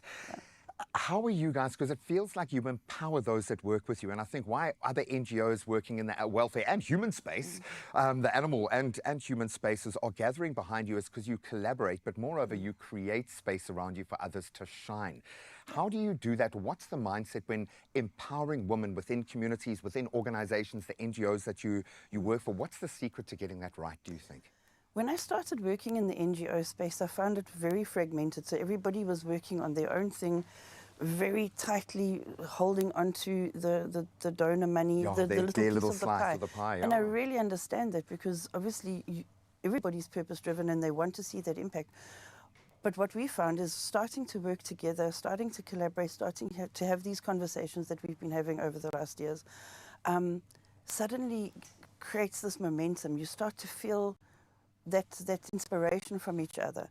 And what we've noticed is that the more that we're doing that, the more people are coming on board. And what we really want to do, and I mean the ambition of 4paws, is to create a movement across the globe for a world where people treat animals with respect, empathy and understanding. Well, you've done it, because when I tuned into, for instance, the State of Animal Welfare address, I saw people from all over the world speaking the same critical language with critical thinking. Yeah. And I think to get to a point of critical thinking, you've got to do so much legwork beforehand, jump through so many hoops to get to a point where you can start talking about the stuff that really does matter. I am desperate to get an update on our captive bred lion industry and where ecotourism in South Africa fits in, how much progress has been made. We've seen some major wins within the press for 4paws. Cannot wait to catch up with Fiona on that front. We're going to talk lions on the other side of this. Oh, what an incredible conversation. We're going to find out more about those projects in just a bit. But for now, though, we're going to head back to one of our superstar women, because earlier, Chef Sumaya from Ganache Art showed us how to make beautiful chocolate roses using modeling paste, and they turned out to be absolutely exquisite. So we're going to keep that theme going right now. She's back to teach us how to create chocolate flowers using tempered chocolate. And I have so many questions. Sumaya, this is an interesting one because many people don't even know about tempering and why it's so important. Can we maybe start there? So tempering is essentially the heating of the chocolate, because when you buy it from the store, it's already tempered. So that's why when you break your chocolate, you got a nice snap. It has a nice sheen. It's nice and smooth. But now if we want to use it, we need to heat it up. And because there's so much of cocoa butter in curvature chocolate, the cocoa butter is very temperamental and it needs to be tempered. So it needs to reach a certain stage in its crystal structure. And that's why we have to temper the chocolate. Okay, so we're going to go through a tempering process right now and kind of just explain why that's important. Are we? Yeah, we can. Okay. You sure? So this is essentially where you would be tempering chocolate. so This is on a gradual heat sort of variability. Yes, so I use a chocolate melting pot. So this just is, it has a heating element in and it gives a nice even distribution of heat. Okay. But you can always use a double boiler or the microwave. And you just want to heat your chocolate up to, say, about 45 degrees Celsius. And then you let it cool. And there's different ways to let your chocolate cool. So that's how you have different tempering methods. So sometimes you'll see people are busy working the chocolate and it looks so graceful. It's called the tabliering It's like they're method. massaging it. Yeah, so I use the seeding method, where when it reaches 45 degrees, I add some unmelted chocolate to bring down that temperature. And then you just mix it around so the crystal structure can begin in the chocolate. And then once it's 28 degrees, that's when your structure is stable, depending what chocolate you're using, milk, dark or white, because it's different for each one. And then you're ready to use it. Amazing. So I see you've got something that you obviously prepared beforehand, but how do we get to that process of what I'm assuming is these beautiful sort of petals that you've created? Yes, How do we get there? So what we need is, we're going to be using acetate paper. So these were from my day. I remember in school they used to write all the notes on your overhead projector with the light shining through. Yes. Wow. So it's the same one. And so I cool. just cut it in half. So I have half the piece and I laid it down towards the edge of our table. And I'm going to use a paring knife. If you want your petals to be like pointy at the end, like these ones are more pointy, these ones are more rounded. Depending what instrument you use, depends what type of petal you're going to Like get. that shape and the accents So as well. I'm going to use a palette knife, so a little palette knife. Because I have a small amount of chocolate in here, so I'm able to bend the palette knife. So I'm just going to dip it in, give it a little tap, scrape it clean, and then on the edge, I'm going to gently press down and pull back. Oh, voila. You can have a try. Well, are you sure you're going to give me this Yes, responsibility? yes. Okay. So I am attempting to work with tempered chocolate for the very first time with our ganache art expert, Sumaya here. And I'm so nervous. Oh, you're doing But well. let's try this out. So place Flip it it here. over, gently press down and pull down. Perfect. I think we've had our first petal. Okay, this could start to become quite therapeutic as well if you start to just gently glide And these you'll on. see it's like a signature. If you can see the difference between our two, so you can see because of the hand pressure, the angle. So if you want to have a flower that's more or less symmetrical with the petals, you'll find that if one person does the petals, it'll come out more or less the same. Okay, because of their gestures, their strength, Yes, the way they apply their technique. So let's see if this is going to look like the other one. Even worse. You know what? Petals are natural, so Yes. it doesn't matter, and we can always make it work. Okay, so once we've kind of arranged a few of these Yes. petals, how So would you what- cool this one down? So you can see it's already starting to cool here. It's starting to crystallize. So what I would do is just to fast forward the process. give it that curvature. Yes, to give it a little bit curl. And also chocolate, when it sets, it has a natural curl. So to counteract that curl, if I didn't want to curl, I'll turn it on its chocolate side because it's semi-set. And then that'll it'll keep it counter. flat. So we're going to place this in the fridge. Okay. Thank you. First attempt at tempering chocolate. How cool. Okay, so pop this in the fridge. How long exactly would this need to be in here About for? 5 to 7 minutes. Okay. Like if your fridge is around 4 degrees. All right. And then Voila, it ends up looking like this. Wow, we have one already done. Nice. So I think it's so smart how you're using this paper as well to kind of create the shapes and the accents. Yes. And you've pretty much created like perfection. They all look the same. And you'll see that these are quite delicate compared to earlier when we did the chocolate modeling paste. So, you know, you Gentle. do have breaks. I did break some along the way and I just fixed it quickly. Even you? Yes, Oh, wow, yes, okay. it happens. So you are human. So what I have here is a bonbon shell that I just Oh, that's pre-made. clever. And I just put some sprinkles on top to give it the shape, like a resemblance of the center of a flower. And what I'm going to do now is I'm going to take my petal. So you can use these petals on a cupcake, on a cake. You can arrange it however you like. Like you can put it individually into a dessert. That can also work. yeah. And you can see it has a nice shine, and this side has the indentation. Texture and the character. So what was that about? You just put something random out there. So this is a cooling spray. It is food grade cooling spray. So most chocolatiers use this just to set the chocolate instantly. If you've seen like those chocolate showpieces just, like, and stuff. cool it down. Yes, you want to cool it down instantly. Because if you're trying to hold it for a long time or you're trying to walk into the fridge with it, it's not going to work out. And I would suppose like your hands also like get quite warm so as that's well the working reason with why I this. have the gloves on, because the moisture from your hands and the heat from the hands. So that's why you wear gloves, so you don't put fingerprints. Is this still considered like chocolatiering and patisserie, or is this science? Because, wow, this is crazy the amount of information You know you need to what? know. Baking, chocolates, food, it's all science. But yes, this would come in the Okay. patisserie element. So let's put this together, because I cannot wait to see how it's what done. I'm going to do is maybe what I can do is just take some chocolate here. So I have some, and then I'm going to use that. I'm going to have my spray ready, and I'm going to stick that down. Because if you didn't spray it down now, I that would have to simply, wait like, for it to set. fall and flop down, Yes, and it so wouldn't see. keep its... Yeah. Okay, this is smart. So. And again, using the cooling spray, obviously, Mzansi, what's happening right now is the cooling spray is cooling down the melted chocolate that we're kind of using like a glue or an adhesive to create all this, like this array of petals of what is definitely looking like a flower that I would eat any day of the year. Wow, spring officially has sprung.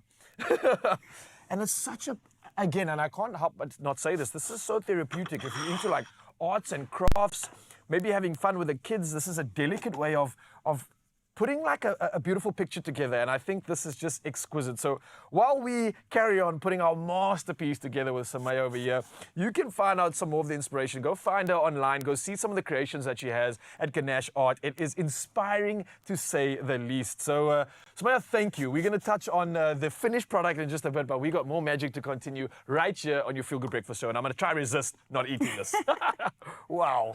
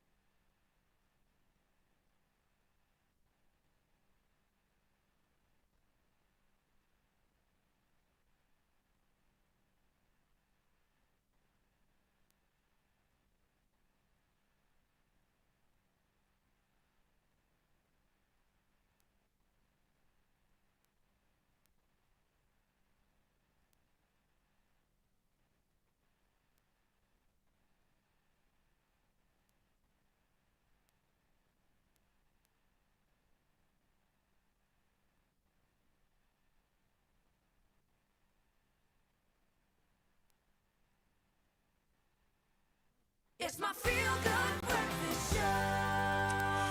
Welcome back as we continue to spotlight just incredible human beings. I'm going to stop saying incredible women because I think we need to move past that conversation. Across the world, women are leading organizations that protect animals with courage, with care, and with the most important element, impact. And For Paw South Africa is very much driving that narrative when it comes to amazing daily stories of incredible rescues, policy change at the highest level, and then, of course, what we are doing right now, educating ourselves. A life in a cage is no life at all, Fiona. So we want to reverse as much as we can, and we are talking about agriculture, wild spaces, domestic, but the joy here is it's one equation. When the animals are okay, we know the people are okay, and I think you feed off that. But I want to get onto the ground now. What are you most excited about? What projects have been getting you really excited or filling your cup up again? I think as we spoke earlier on, being able to convene people, being able to start these conversations has been really rewarding. So recently we did the State of Animal Welfare address. We invite, and people can look at it on our website still today, where we spoke about One Health and animal welfare and how incredibly important connecting the dots between our welfare, the animal welfare, and the welfare of our environment is. And bringing that to people, bringing that education, so that's very exciting. We also partnered with Mzananda Animal Welfare in Khayelitsha, where we launched our 67 Kennels of Hope, just bringing some respite to families who love their animals, who can't afford that. And so basically just assisting and supporting there. I love it, because on the back end of that, and we obviously get to cover a lot of those kinds of moments, and then you see the data that's being generated, the links between the different NGOs that are being created and with government. And then, as always, Alderman JP Smith is there trying to do his politicking, because he understands that notion that animals and humans are interconnected in the most powerful way. That being said, what do you need? Because you guys are the most empowered entity that I've come across in the animal welfare space, hence why I think people are now following your lead, and you've created this movement. But what do you need? Is it money? I mean, yes, look, yes, always, of course, always funding, and we've been really blessed to have a lot of people support us. So a huge shout out to the donors and a huge thank you. We wouldn't be able to do the work or create these spaces for people to do more. But we do need policy change. We need the government to step up. When was it? In 2021 already, the government decided that they want to stop and halt and reverse the domestication of big cats and lions in particular. And Minister Creasy, there was a lot of good momentum. It was huge momentum, and I mean, this is really just a call on government to say, please don't let that momentum go. We need to see change. There are, every single day, these lions are being born into captivity. They are going through that whole vicious cycle of suffering. Just to give the perspective that South Africa farms more than 8,000 lions across 400 breeding farms. That's a huge quantity. Well, it's a farming production line, and I think this is the bitter pill that we need to now swallow, that we as a nation that hang our hat on our wild spaces, the big five, the totem of the wild, the king of the wild, the lion, we are its greatest risk. In fact, we are the worst influence in wild spaces right now in the world, I think, sadly, because we are driving the demand with our supply, which is terrifying. So we're looking at about 8,000 lions in captive bred situations in an industry that is called ecotourism. And it's not called farming, and I wish we would just bite that bullet and just say, okay, it's lion farming. We can deal with it as a agricultural, as a farming issue, but we're talking about conservation here. That's so how do we then cross that line? Is it about putting pressure on the policy makers? Do we need to engage with those in those eco spaces? Is it just about understanding that no captive lion is okay? I think it's a combination of all. We need to start with the policy and make sure that that gets sorted out. And again, education, really understanding that if you're engaging with a wild animal, that animal is not okay. If they're suffering, we're going to suffer one way or another.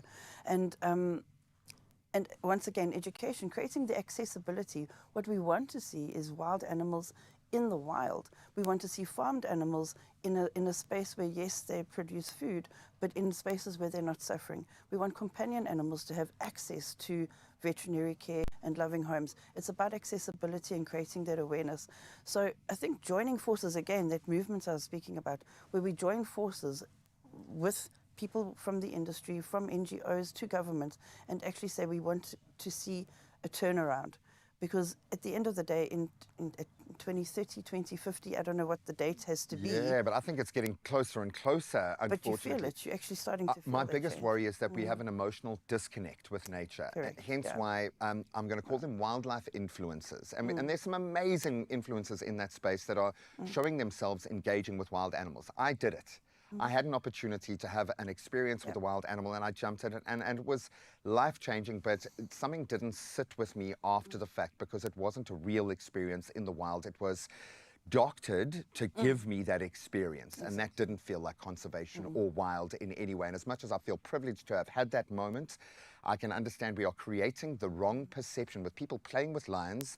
We're now hearing of Pakistani lion collectors saying that South African influencers are the ones that are driving the captive lion and big cat industry all over the world. Globally. How do we counter that? How do we, do you think, create the emotional connection with the real wild spaces, with real wild animals to negate that? And it happens in all industries, but unfortunately here, the consequences are just so dire. The consequences are dire. And again, as I said, accessibility to South Africans.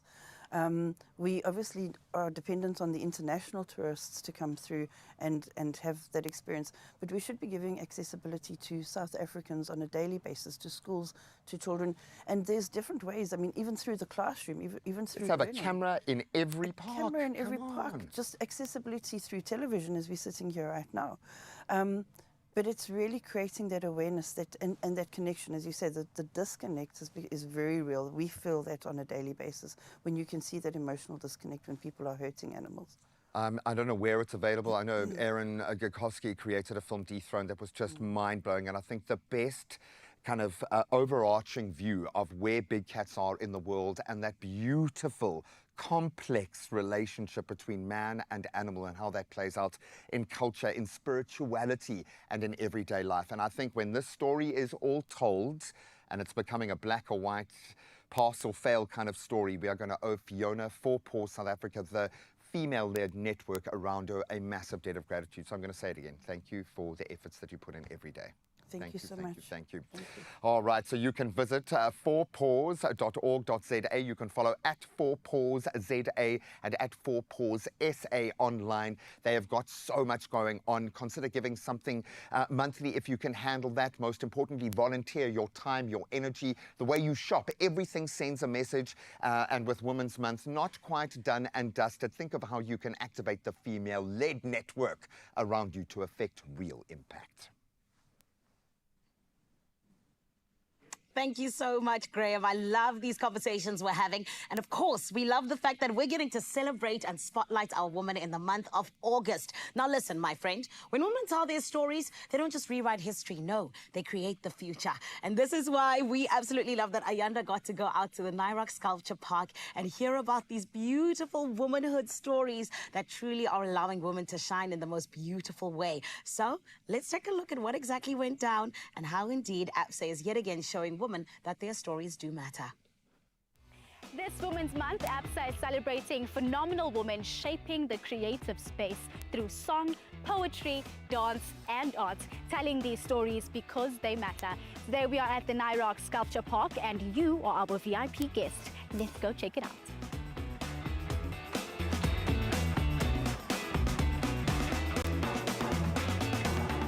APSA has had a jam-packed calendar already this August. What makes today Phenomenal Women partnership with the Nairok Sculpture Park so important? It's such an amazing month to celebrate phenomenal women because this month it's all about untold stories. We really want to go to the heart of women, telling them to be themselves and just be phenomenal in whatever space they want to. Untold stories are all about we see your story, and for Women's Month it's all about we see her in every form, in every profession and in every business.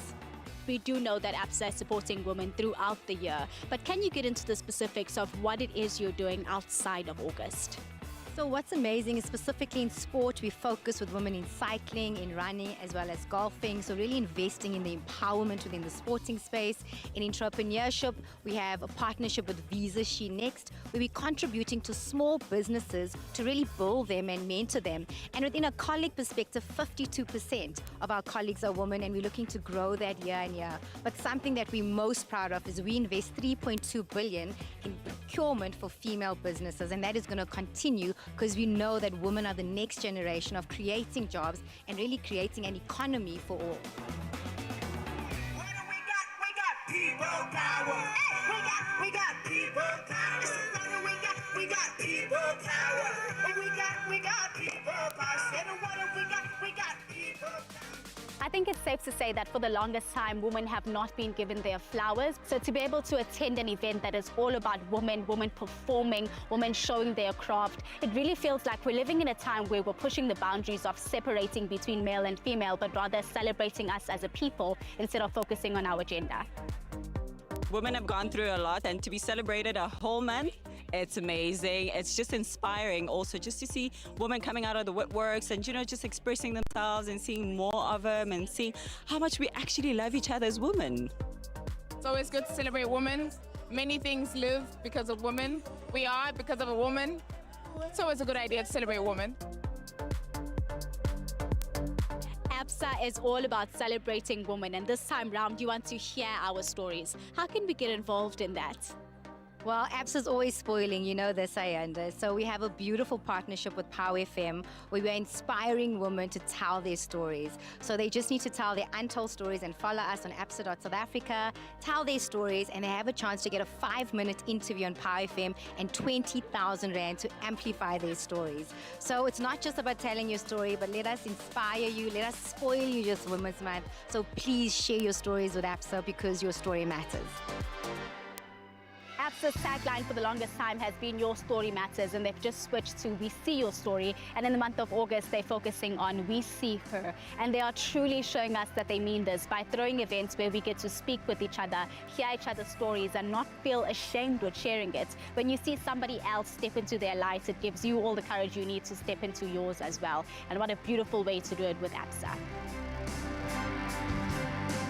From powerful performances to voices that inspire change, today we got to witness women shine in every form, and all thank you to ABSA for making it happen.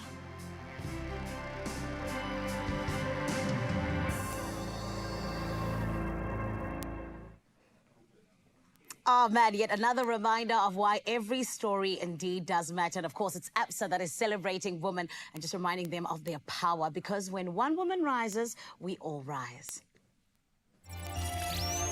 We see the person behind the banking profile. We see your story. Expresso was proudly brought to you by ABSA. Your story matters. A chocolate genius is here, Samaya, who has just created her genius artwork. Quickly talk us through what we have created with our chocolatiering going on here. So we've done our tempered chocolate and made a chocolate flowers using some petals. And we have here our chocolate modeling place, which is much more pliable, and be molded in some, some roses. Are you getting emotional over your roses? I feel quite emotional looking at those roses. Understandable, though, because this is exquisite. It's absolute art. And I'm sure so many people at home must be inspired by this and being like, I want to make that. I want to do something like this. Was there ever an opportunity to do that before, or is one like that coming up, maybe? You know what? I actually have a masterclass coming up end of this month and in September as well. So you can learn how to do this. And what's amazing is it's a very small class and it's hands-on. So you have enough practice and it's for all skills level. Oh, so whether you're a novice or you're an expert, you can teach me a thing as well. Oh, you look, can come to the class and learn so much and just have a good time as well. I was going to say, and eat chocolate. Yeah, let's not forget the chocolate, the dopamine kick that's going to come. I absolutely love that, because if I can even try my hand at this, you know it's accessible to all. But I have a feeling you're going to unlock the master in you, and we've had a master in our presence today, Samaya. Thank you so much. You can dream about chocolate for the next 30 seconds. We'll see you now.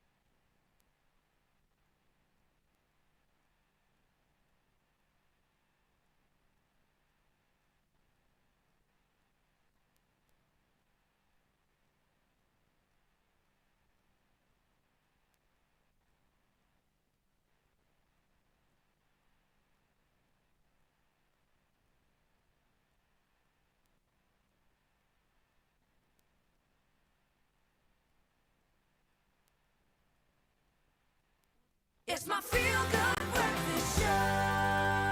Welcome back, you beauties. You know how we get ready in the morning, so we put it back onto you to find out how you guys get ready. Now, as we were helping Raul get dressed and you picked a beautiful outfit, we put it to you guys exactly that. What is your morning routine looking like? What do you consider when you think about what you wear to work? Is it the weather, the mood?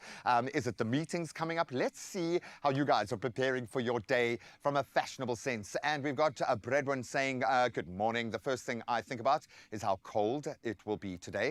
Because I'm a gardener and sometimes it's too wet to work there. The elements. I get that completely, and hopefully no rain for you today. Nama, oh, you've been busy this morning, Nama. Love you. Morning vibes inspire me too. I like that. When choosing my work look, I think about comfort, I think about confidence, and of course, the weather and meetings. Multitasking, it encompasses it all. And then Sandila saying, good morning. Definitely, I'm always checking the weather because it plays a vital role in my outfit selection. I think all of us have been punished a little bit by the weather of late. It seems to be turning around, and we'll get a full weather report in just a moment. I'm saying 35 degrees in Uppington today. That's our high point. But before then, we've got some official duties. Let's get into a bumper sporting headline from yesterday, and of course those news headlines as well.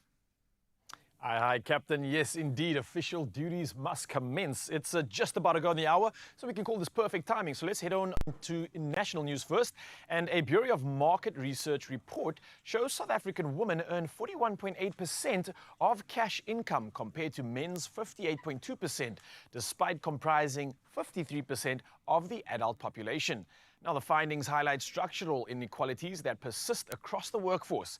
And the report, titled Personal Income Estimates for South Africa, underscores that women continue to receive disproportionately lower pay than men, pointing to ongoing socio-economic disparities that affect financial independence and equality in the country. Well, next up on national headlines, the inquest into the deaths of 21 patrons at Enyobeni Tavern in Scenery Park outside East London has been adjourned until today for testimony, and that's from emergency medical service officials. Now, Dr. Sitandiwe Kunyuza, who examined some victims, concluded that asphyxia caused the deaths, and overcrowding at the tavern restricted oxygen to vital organs, contributing to the tragedy in June 2022. Now, authorities continue to investigate the circumstances surrounding this incident. Well, we move to international headlines next, and Botswana President Duma Boko declared a public health emergency amid severe medicine shortages at public clinics and hospitals. Now, a 5 billion Pula fund, and that's 6.5 billion rand, has been established to stabilize healthcare, led by the Botswana Development Corporation. Now, authorities cited liquidity pressures, weak socio-economic indicators, and gaps in medical equipment, as well as maintenance as risks to citizens' lives. Now, the move aims to bridge the funding gap while the government finalizes a broader healthcare financing strategy, ensuring critical services remain operational. Now, next up, the Israeli airstrike on Nasser Hospital in Gaza's Khan Yunis, which killed at least 20, including 5 journalists from Reuters, the Associated Press, and Al Jazeera, has drawn widespread international condemnation. Now, the deaths bring the total number of journalists killed in Gaza since October 2023 to nearly 200. And UN Secretary General Antonio Guterres called the attack unacceptable, urging an impartial investigation. Now, French President Emmanuel Macron and Qatari officials stressed the need to protect civilians and journalists, while US President Donald Trump also expressed dismay. Israel has acknowledged the incident as, and quote, a tragic mishap. Now, next up, Hong Kong's first ever bird call contest. Yes, you heard correctly. It took place on Saturday and had participants and spectators in stitches as humans tried to out-chirp local birds. Now, nearly 100 contestants mimicked everything from the cool's cuckoo to the brownfish owl's hoo-hoo, and some even sporting whimsical bird-inspired hats. Now, laughter rang out as the tiniest squeaks competed with booming calls, and judges struggled to keep a straight face. Now, winner Bob Chan wowed the crowd with his spot-on Eurasian tree sparrow impression. And organizers say the event not only showcased hilarious talent, but also highlighted Hong Kong's rich bird life, leaving participants with trophies, smiles, and a newfound appreciation for the feathered friends sharing their city. Well, that's a wrap up on this headline. We go to sport and we can find out the who's who when it comes to all sporting headlines. And G-Man's got the latest.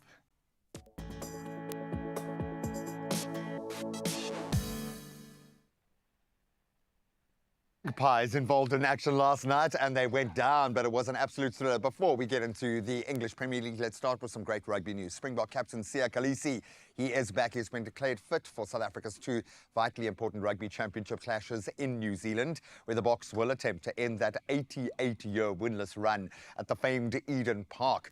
Peter Steph du Toit, Willie Leroux and Jan-Hendrik Wessels also returning to the fold, while Jasper Visser, he'll be available for that second test in Wellington after completing his current suspension. So great news all around. Now let's get back out onto the road, where David Gaudu powered to victory on stage 3 of the Vuelta a España in Italy, outsprinting Mads Pedersen and red jersey holder Jonas Vingegaard. So the Frenchman's win now moves him level on time with the defending champion, who had to settle for third after a tough day on the saddle. That also saw his Visma team lose €250,000 worth of bikes to theft. That might just be one bike with the bikes that they ride. No, all seriousness, a major hurdle there for the team, but hopefully nothing standing in the way of the Proteas ladies. They've gathered in Durban for a week-long training camp as preparations ramp up for September's tour of Pakistan, and then the big one, the Women's World Cup in India and Sri Lanka. I think it's going to be their greatest test to date. Now, the extended 20-player squad features some beautiful names. All-rounder Luyanda Nzuza gets her call-up. Congratulations. And then, we haven't seen this name for a while, returning from retirement, Danae van Niekerk has officially reversed her retirement, and we are here for that. Now, the Magpies were in duty in our standout game last night in the English Premier League. Our defending champs, Liverpool, needed a dramatic 100th minute winner from a 16-year-old Rio Ngomoha to edge that 10-man Newcastle 3-2 in a Premier League thriller. So the champions led 2-0 through Ryan Gravenberch and then Hugo Ekatike, who's going to be a handful this year, before Anthony Gordon's red card.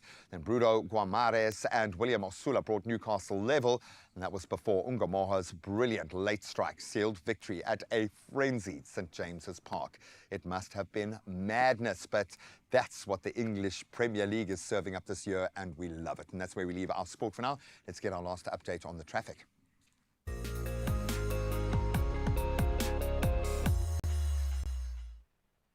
Thank you so much, G-Man. And yes, one last round of assisting you when it comes to traffic and hopefully keeping you safe on the roads. Now, let's start off in Mitchell's Plain, Cape Town. There's been an accident on the N2 outbound after Spine Road. Now, all lanes are open, but motorists are urged to proceed with caution when using the affected route.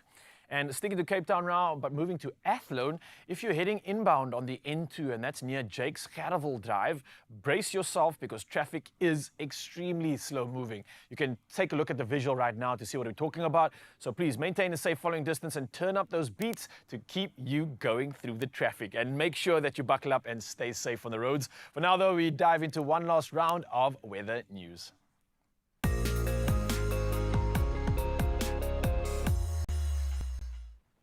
Yep, and for our final edition of Weather News, the South African Weather Service has issued warnings of extremely high fire danger over most of Limpopo and the Northwest, the Western Free State and the eastern parts of the Northern Cape. Now, residents are urged to exercise caution as dry, windy conditions could spark new fires. And in Mpumalanga, firefighters have contained fault fires that broke out Saturday between Sabi and Hazyview, and this aided by helicopters as well as water bombs. Now, the Lowveld and Escarpment Fire Protection Association says cleanup operations are underway, monitoring for flare-ups, and reminds locals to remain vigilant. Well, we're going to remain excited right now because we dive into our last round of our sunrise view of the hour. And look at this, Kariga is looking beautiful. An action moment with the sun rising has been captured here by Ivina all the way from Kariga.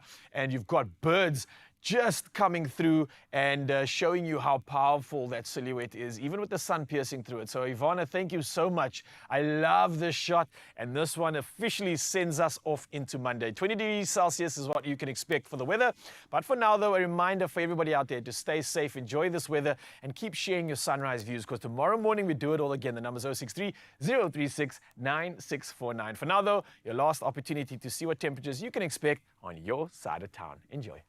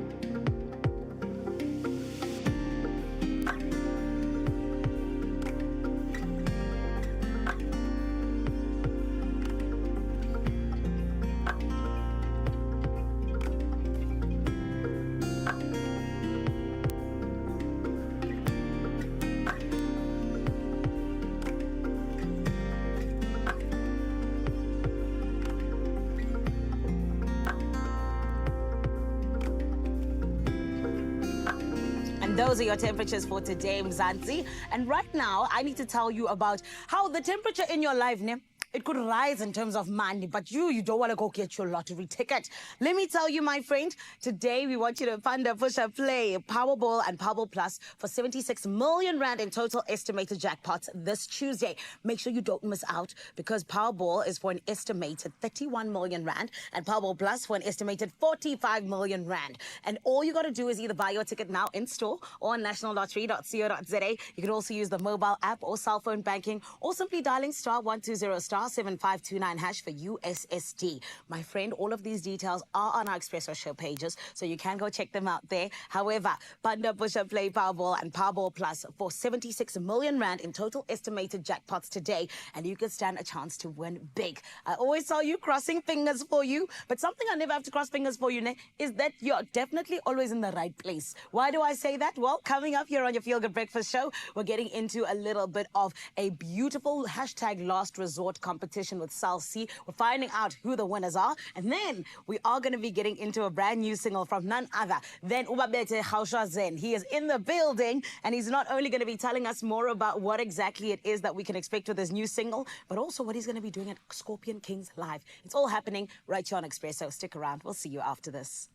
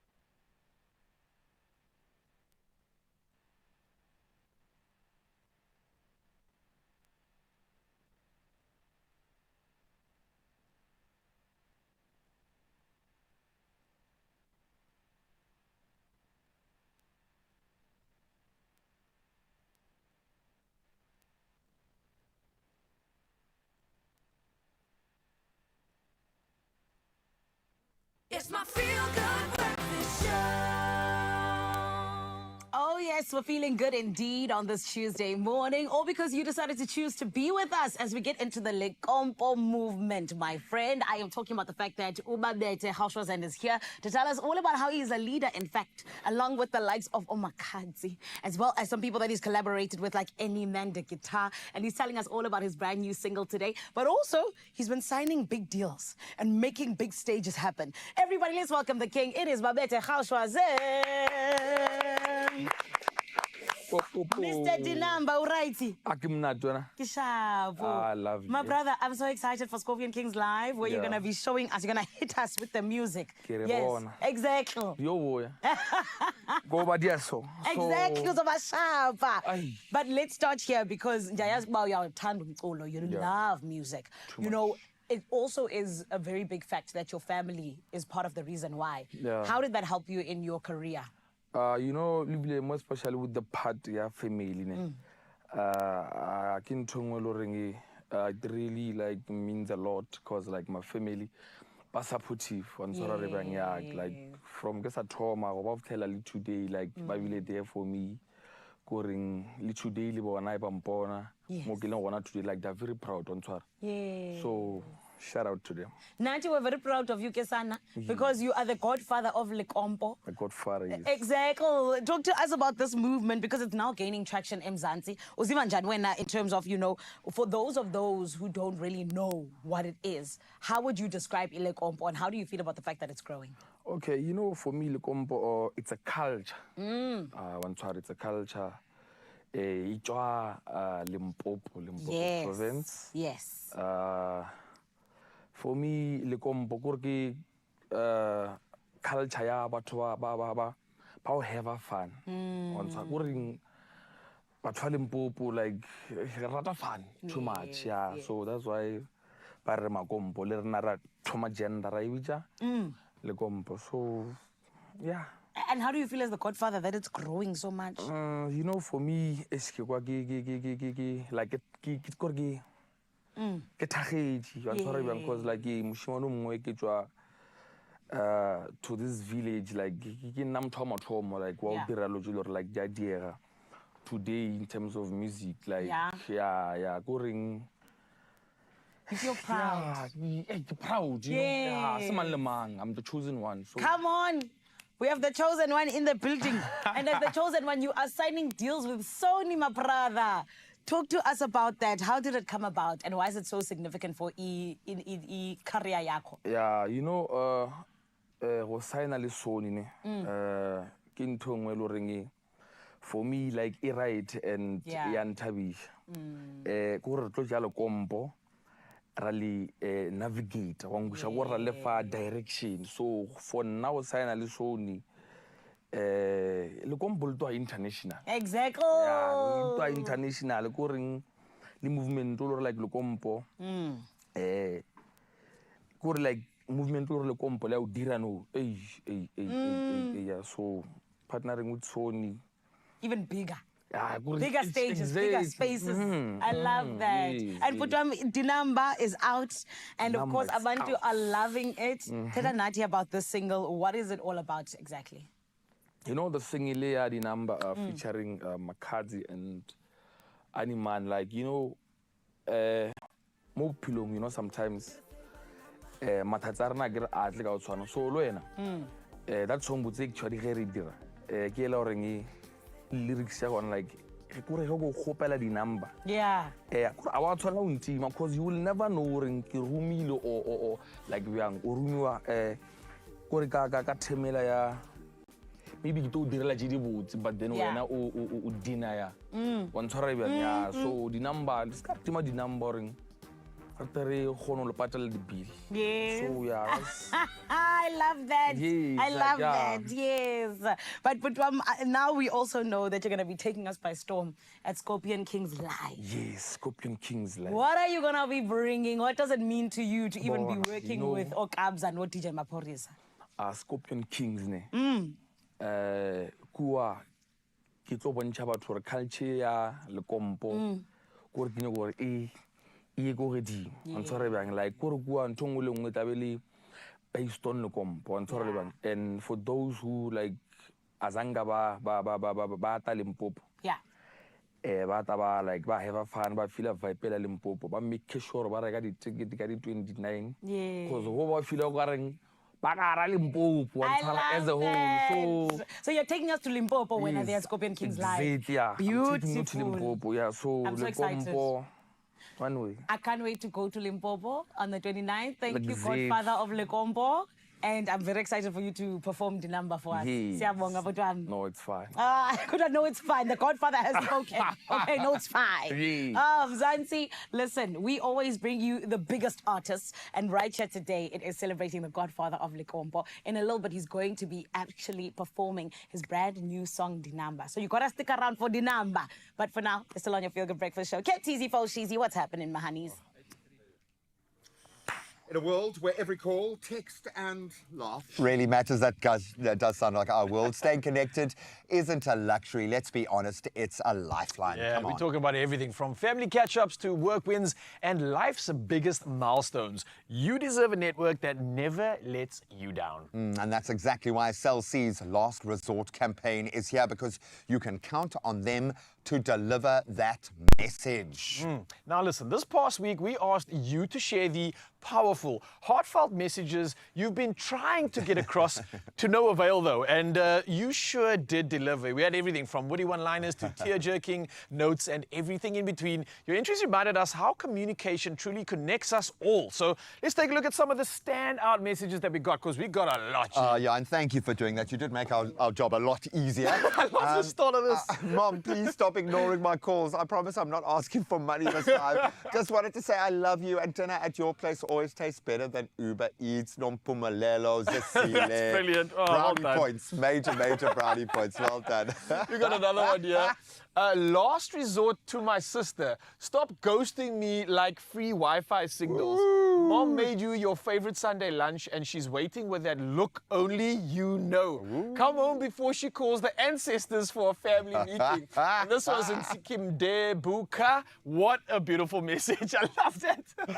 Yeah, I'll be throwing each other under the bus for the this, shade man. is real.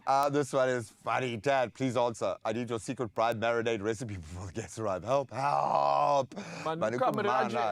Listen, you need to come through, Dad. That's an important recipe. You can't hold out on us. No ways. You don't give that kind of secret. You earn that recipe. Yeah, when I die, you can have that recipe. We got another one here. It says, boss, I promise. I love this. When you know it starts with boss, you know it's going to be good. Boss, I promise I'm on my way to work. Traffic is hectic this morning, but I'll be there soon. Please don't mark me late. I left home super early. Also, can we chat about leave next week when I arrive? Juan van der Nest. I don't love think it. that's happening. Juan, you can just show them the traffic report from this morning and then you'll be sorted, because it's legit. There's some traffic out there in Cape Town. But I like the way you're playing both angles there, setting them up. Hi, Buster. Please call me ASAP. The water pipe burst in the kitchen and I'm looking for the shut-off tap. No. You don't understand. I had something similar. The shut-off tap's supposed to be outside near the meter. I can't seem to find it. So we had this and they couldn't find it. So they couldn't find the stopcock and obviously now water's just going everywhere. They had to literally plumb in a new one and just rip up paving everywhere. I would have sent a strongly worded message if I wasn't swimming through the water. Go find your stopcock at home. So basically, a message not going through could cost you your job, okay? It could cost you your house. Yep, your it cost you your bride guests, your friendship circle. I mean, come on. The message needs to get through. Yeah, and we absolutely love these messages. Mzansi, thank you for coming through. I know there were a stellar amount of them, but we just chose a couple for you and we loved every single one. But today, we've got to crown a winner. And the 2,000 Rand cash prize goes to Lucas van Rooyen. And he's got a beautiful message at that. Check it out. 2,000. Yo, bro. Why aren't you answering your phone? Hola, pick up your phone, dude. I wonder what he's doing. You can hear the what do you think he's up to, man? Maybe he's with another significant other. You don't know.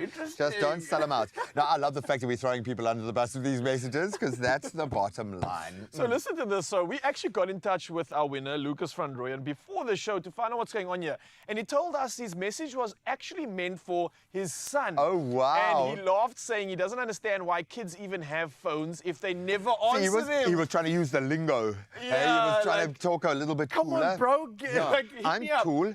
I'm hip. Oh, buddy, love sorry, this. man. Sorry, Dad. Sorry, Mom. Sorry, anyone who hasn't got the message through this morning. We feel your pain. We really do. And it gets even better because we've got a question for you. If you want to be the next 2,000 Rand winner, well, it really is easy. All you got to do is reply to the competition post on the Expresso social pages and share that important message you've been trying to get through to someone who isn't on Cell C. And don't forget to use the hashtag last resort. But hurry up because the competition closes on Friday. Your T's and C's, of course, can be found at expressoshow.com. All the best of luck. We're going to continue with empowerment and a whole lot of fun and a little bit of judginess, entertainment news on the other side of this.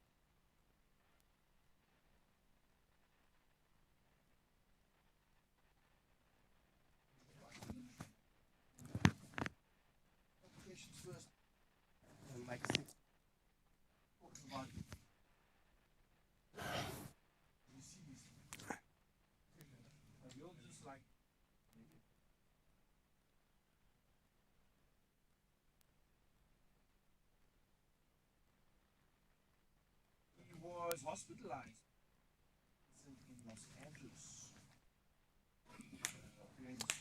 Oh, wait, she fell and has... So she fell, damaged her face. Yeah. Am I? Fantastic. Oh, no.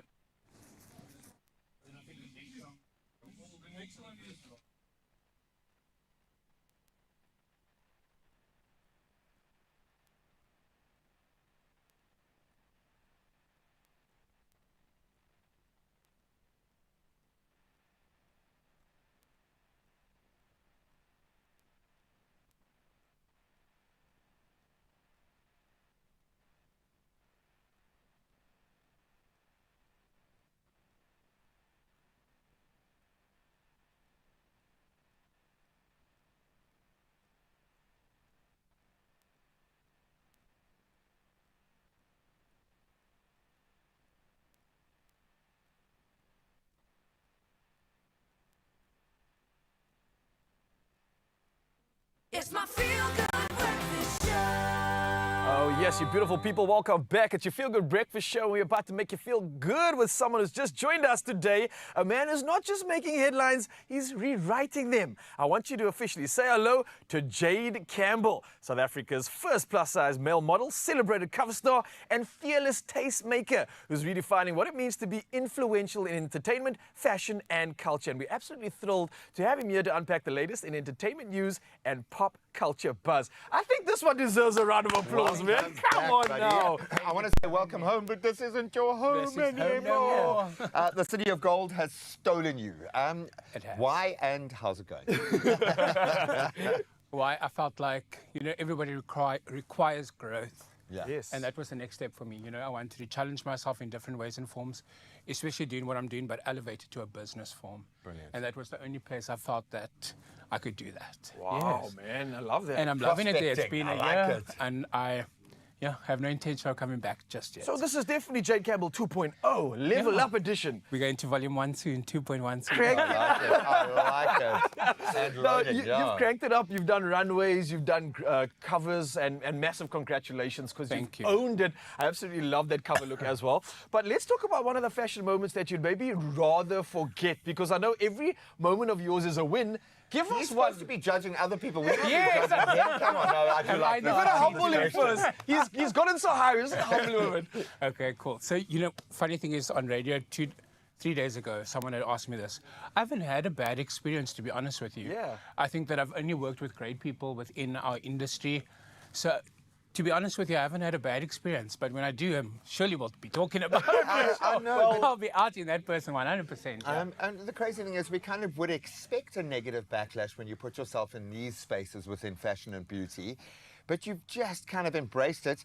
And you've also been on quite a transformative journey. So where are you in your own physical journey? Because you're starting to change lanes, buddy.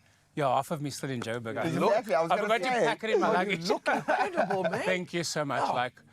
Oh. This was not a planned situation. It was just something that I think I learned to put up boundaries for myself, and everything else came with that, you know, where I just put Jade first for a change, his health, what he wanted to do, instead of, you know, I was the person that always dressed everyone else and made sure that they were good looking. That's my turn now. It is your It's turn, my man. turn now. And I just can't help but think of when I first met you. You were just in the jewel scene. You were the party goer. You were the who's who. You were the plug. And it seems like you flipped this. You've got some wisdom and you've got intention behind you as well. I'm taking everyone else's plugs now. Hey, I love good, it, and you man. must. No, Yeah, you and did also that, like kind of redefining fashion for males in a sense. I feel like you culminating towards bringing something out.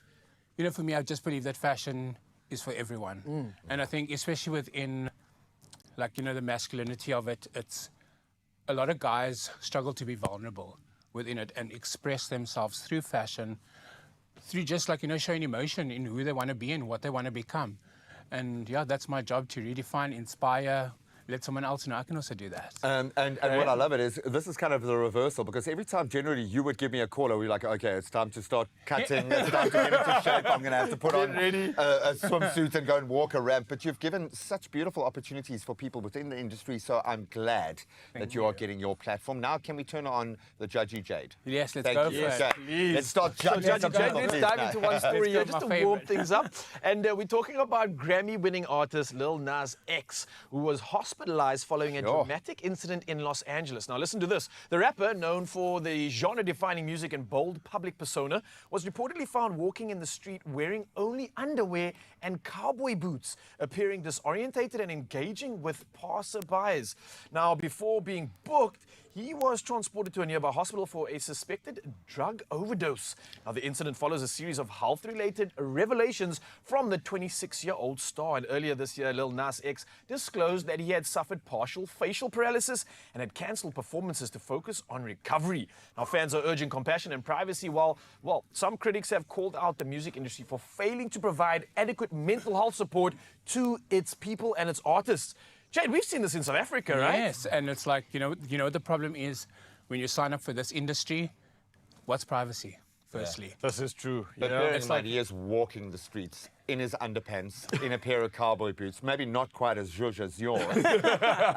Dare try. But, I mean, he's taken it out there. But that looks to me like quite a clear, either a substance abuse or a serious And yet, do we put blame, or do we say, do you need help? Yeah, we help the man, yeah. Yeah, of course, you know, you got to extend the help, but I mean, looking at that video, it was clearly a fun night out. And consequences, there's consequences Because to it kind of everything. does look like that. I mean, it looks like a good night out, one of those moments as a 26-year-old will do. I remember throwing my name away quite a bit in that era.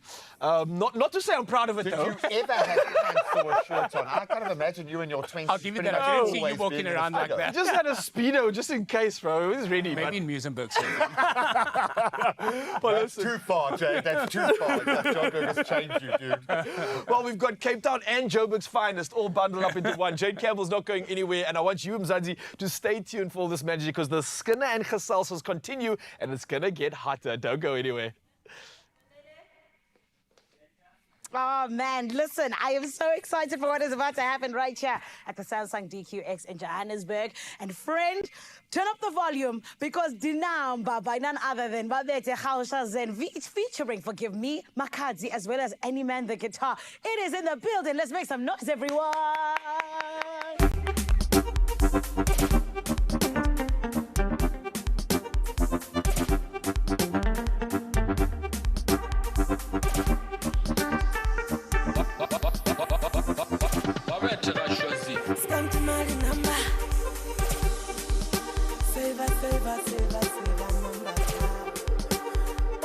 Mali my number.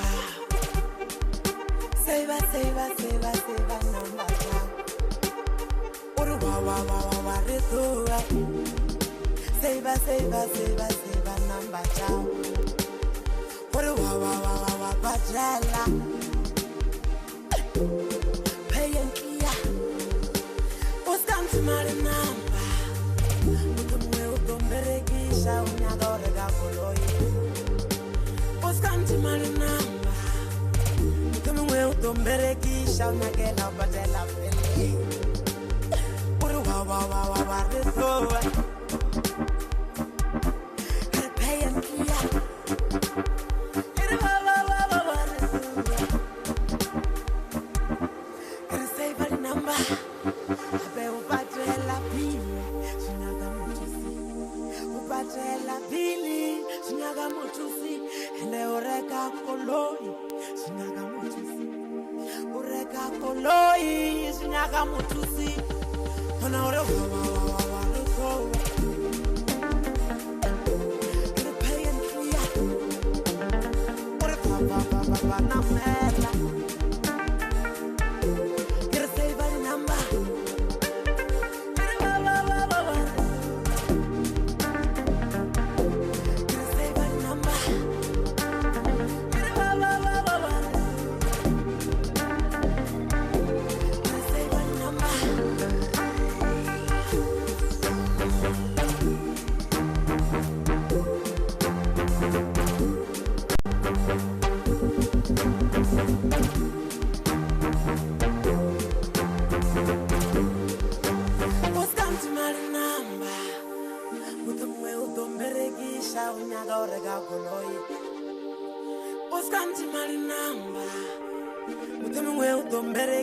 Unyagela upatela pele.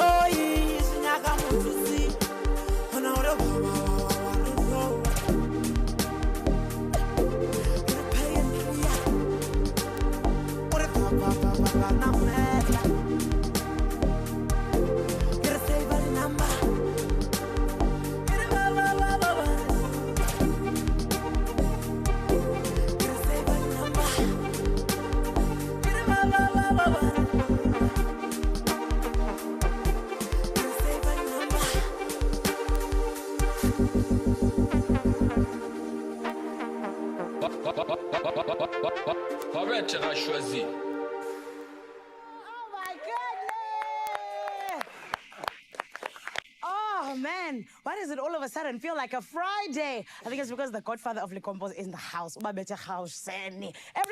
listen, we 100% are so glad that you get to be with us because we still got lots to do. Coming up, more entertainment news with Jade Campbell. And then we're going to be jumping on into the trending Dubai-style Lindt chocolate slab. It's trending. We want to know about it. You know we're always on top of it here on Expresso. It's all happening in a bit. Don't go anywhere. We're going to take a short break.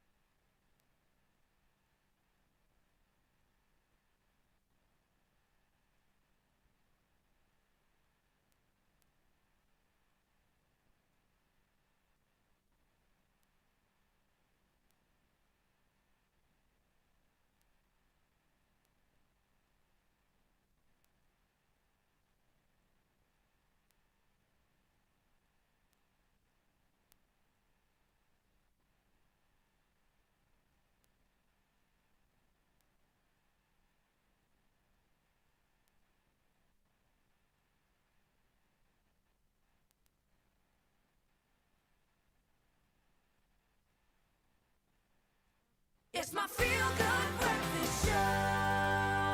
Hey ho, what do you know? It's your feel-good breakfast show. We are back with our superstar of the day, Jade Campbell. Yes, it's him. If you didn't recognize him since a year ago, he's transformed and ascended to another level, and I'm absolutely celebrating it. You look beautiful. And if you notice, we reloaded our English data. We were running out of data a little bit earlier today, and now he's got flow like a Spruced rapper. up, man. I love it, man. I absolutely love it. Sorry, that's the energy that I bring. I'm here, I'm grabbing it, and I'm going to send it your way. So let's talk about something special and celebrate South Africans, because South African media personality Kanye Mbao has once again set social media ablaze by recreating her now iconic dance video.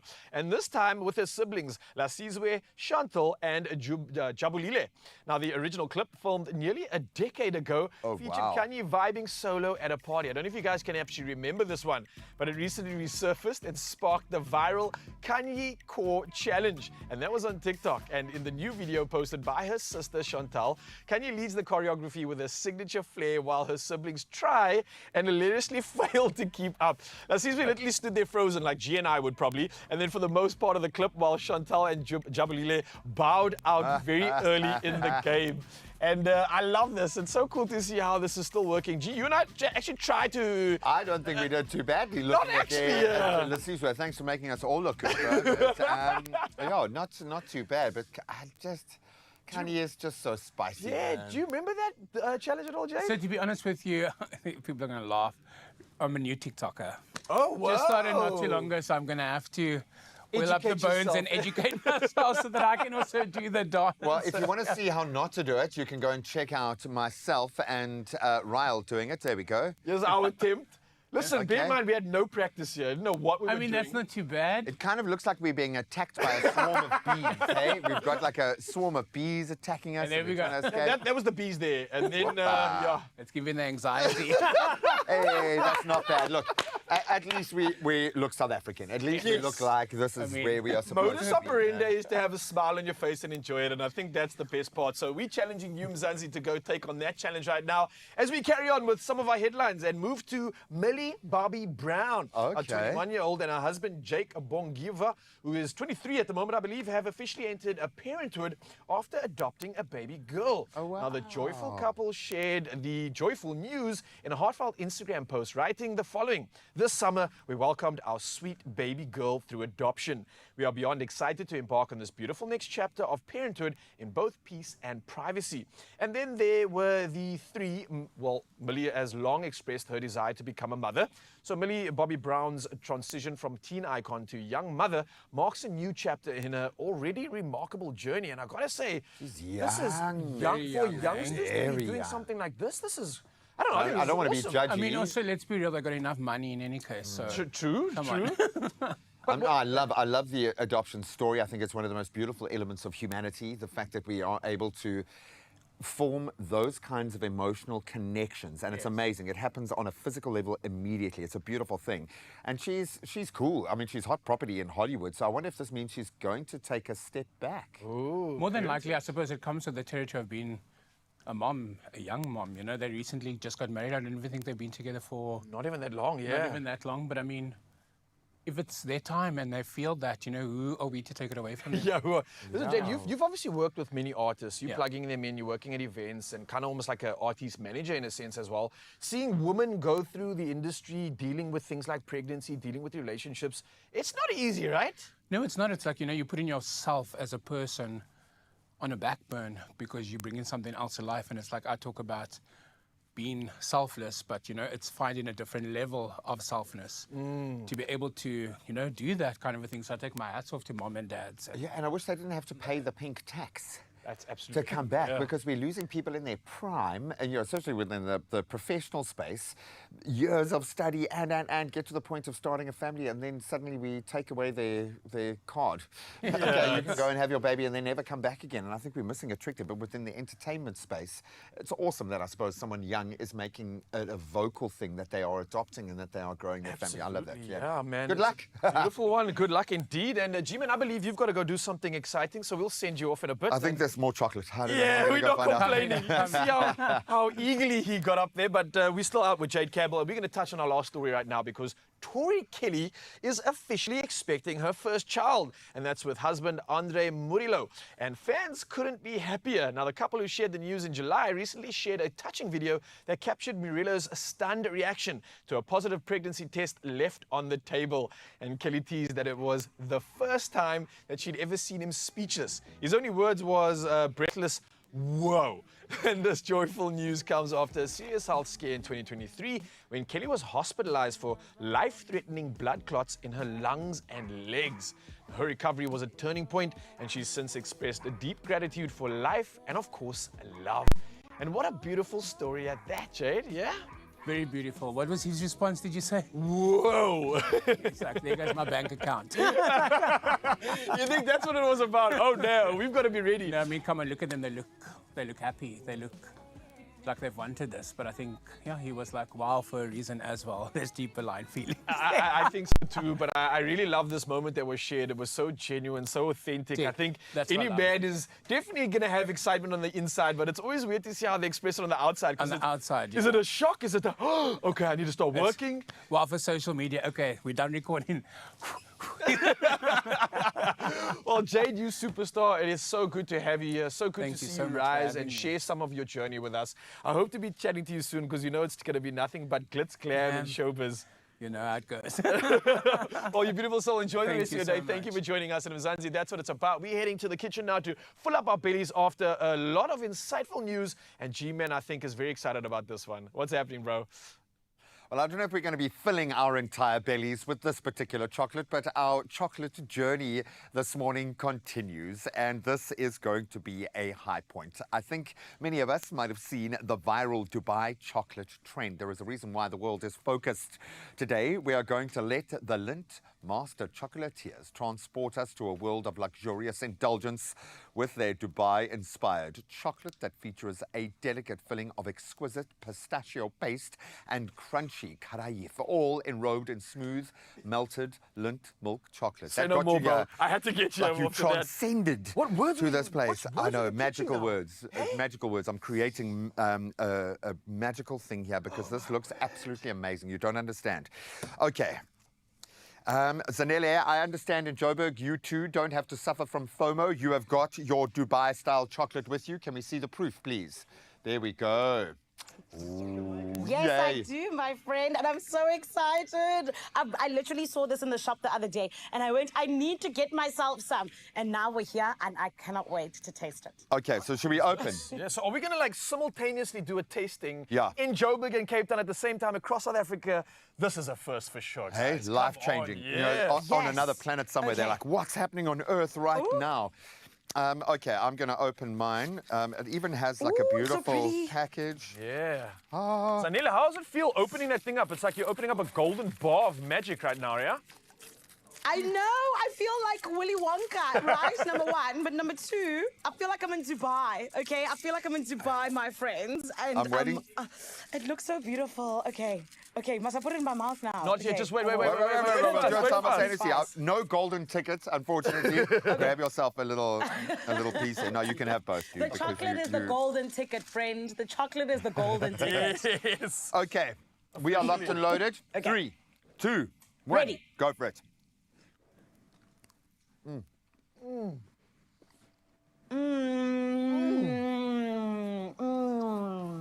Oh, my word. Yes. Oh, man. Oh. Okay, I'm Did you see struggling me to hug define. myself? I'm getting about a fifth now, a sixth taste coming through. I'm struggling to define where to begin. I'm feeling like I need to speak more eloquently now that I've landed in Dubai officially. It tastes like Dubai. You're in Dubai, darling. It's an absolute journey I'm going on right now. What an experience. And I know all the reactions from your side, Zanele, you didn't have words, and I think that's so fitting because words can't describe this, right? Yeah. No, they can't. I hugged myself. Because it feels like a hug from Dubai, an expensive hug of just, it feels like love, it tastes like luxury. There was a point, even, the thing that came to my mind, it almost felt like, you know how there's the golden covering? It felt like there were bits of gold in my mouth. That's what came to my mind. That's I exactly must what I tell think you. it is. But it's so delicious. There's got to be real gold in But it. how is it so rich without being rich? Yeah, like That's the thing for me. It lands, Right? obviously, you get the pistachio, which is beautiful, not quite savory. There's a sweetness there, but it's not overpowering. It kind of bubbles under. The texture is amazing. I think we have a problem here. But then it becomes kind of like sweet, meaty. Yeah. There's something extra special there. The Wow. problem here is that I don't think that you can share this because I would easily clap this on my own. Zanele, who are you sharing this one with? That's so funny. Raul, when you said, I think we have a problem here, I went, yes, I'm going to go buy all of them in the shop. No one else is going to have now. So you're right about not sharing because this is too good to share. I love this. This is my new favorite chocolate. Oh, I'm loving it as well. So, and so obviously this was inspired by the viral Dubai chocolate trend at the moment. So if it was a holiday, what kind of trip would it be for you? It does kind of feel like an all expenses paid trip to Dubai, hey? Yeah, 100%. I definitely feel like this transports you to Dubai. But at the same time, it literally is one of those tastes that you genuinely feel like you could have the entire day. I'm for this. I love it. Man, I think a nice absolutely coffee, hey? incredible. I think, G-Man, I'm going to take this one for myself because after that experience, this has just been an incredible moment. So I'm not sharing it. You can have one and I'm going to have No, this I'm one. so glad because you've got to feel the joy of opening one of these premium boxes. It's Just that an in itself. experience. Okay, I'm struggling. My mouth is now watering so much. I'm battling to talk. And that's exactly what you want out of a chocolate. This is your last chance to grab this viral Lindt Dubai-style chocolate. It is honestly in a class of its own. You can shop it exclusively in-store at Woolworths now. I'm going to say this while stocks last. It's going to go very quickly. Plus, we've got 3 1,000 Rand Woolies gift card vouchers up for grabs. You can head over to the Woolies competition post. That's on our Expresso Facebook, X or Instagram pages.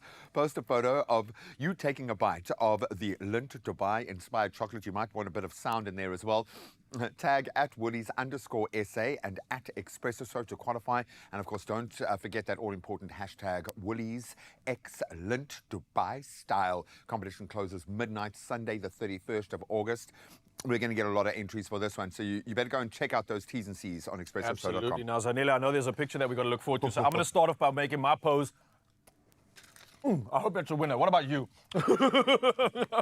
Here's mine. Here's mine. And I'm going to... Exactly. It's going to work. I see the vision. And everyone, please go and enter. You deserve this Dubai-style chocolate. It's so delicious. But on top of everything else, honey, you could be a winner with Lindt. I absolutely love it. Right about now, though, we're already winning when it comes to music. We're talking about the fact that we still got in the building, rather. Babete Haushwa Zen. He is here. He's about to do the thing. Close things out with a bang. Don't go anywhere. I need to eat more of this chocolate. That's why I can't speak. I'm here.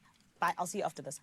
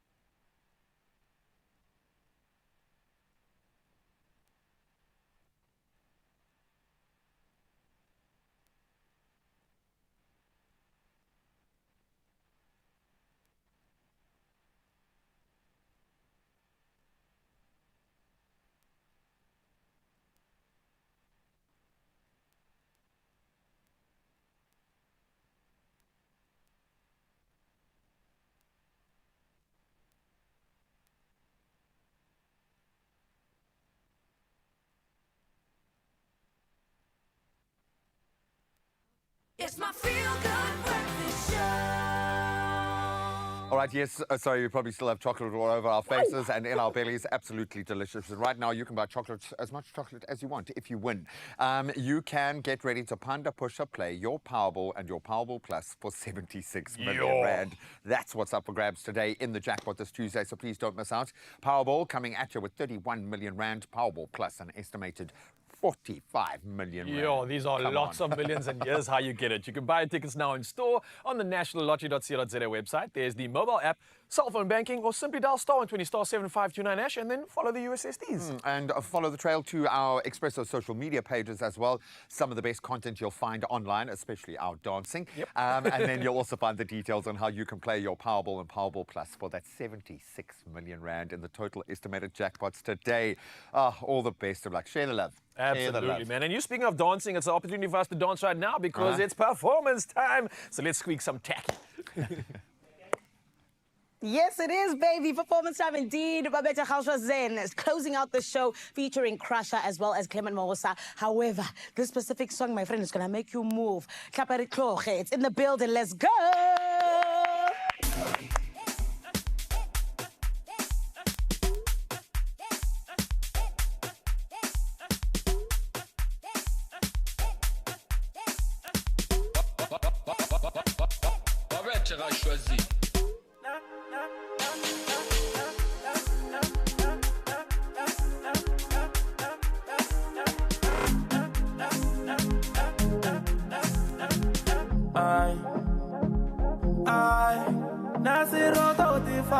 Taparture, Oba Washalana, Orogochi, Nasiro Tautifa, Taparture, Oba Washalana, Orogochi, Rogatagari 1, 2, 3, 10 Charigere, 4, 5, Pula Sekele, Rogatagari 1, 2, 3, 10 Charigere, 4, 5, Pula Sekele.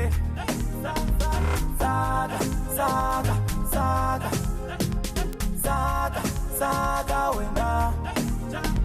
Jiva, jiva, jiva, jiva, jiva, wena. Saga, saga, saga, saga, saga, wena. Jiva, jiva, jiva, jiva, jiva, wena. Awa jau tapa ridonditella. Riniki ton legi appare ritue. Awa jau tapa ridonditella. Riniki ton legi appare ritue. Appetinogo saga, saga, saga, yo. Saga, saga, wena. Appetinogo jiva, jiva, jiva. Jiva, jiva, wena.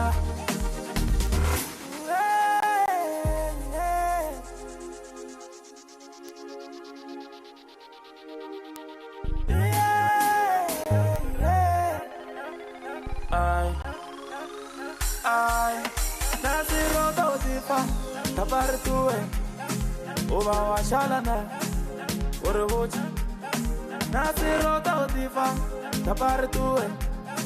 Oba Washalana, Orogochi, Rogatagari 1, 2, 3, 10 Charigere, 4, 5, Pula Sekele, Rogatagari 1, 2, 3, 10 Charigere, 4, 5, Pula Sekele, Saga, saga, saga, saga, saga, wena. Jiva, jiva. Jiva, jiva, jiva, wena.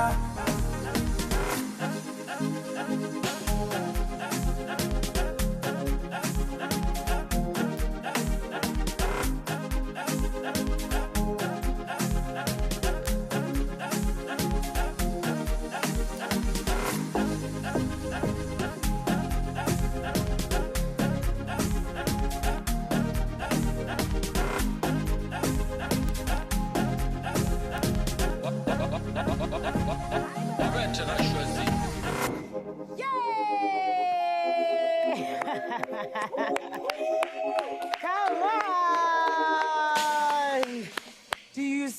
how we said that we would close out the show with a bang, baby. Babete Gauswazen, the godfather of Likompo, on your Feel Good Breakfast show. KTZ Foshizi, are you feeling the vibes? Are you feeling good? Are you feeling happy? Yeah, this is the feeling right now, ecstatic elation. Our body's talking for us, and we're celebrating that new music. Absolutely loved it. You can see we've had a little chocolate this morning and we're feeling the buzz.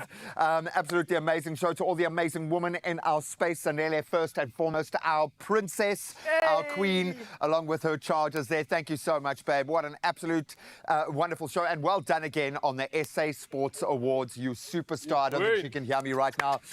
We love you guys so much. And of course, we get to do this all over again. Yep, see you bright and early tomorrow morning. Have an incredible Tuesday and make the most of the magic you've been blessed with. See you soon.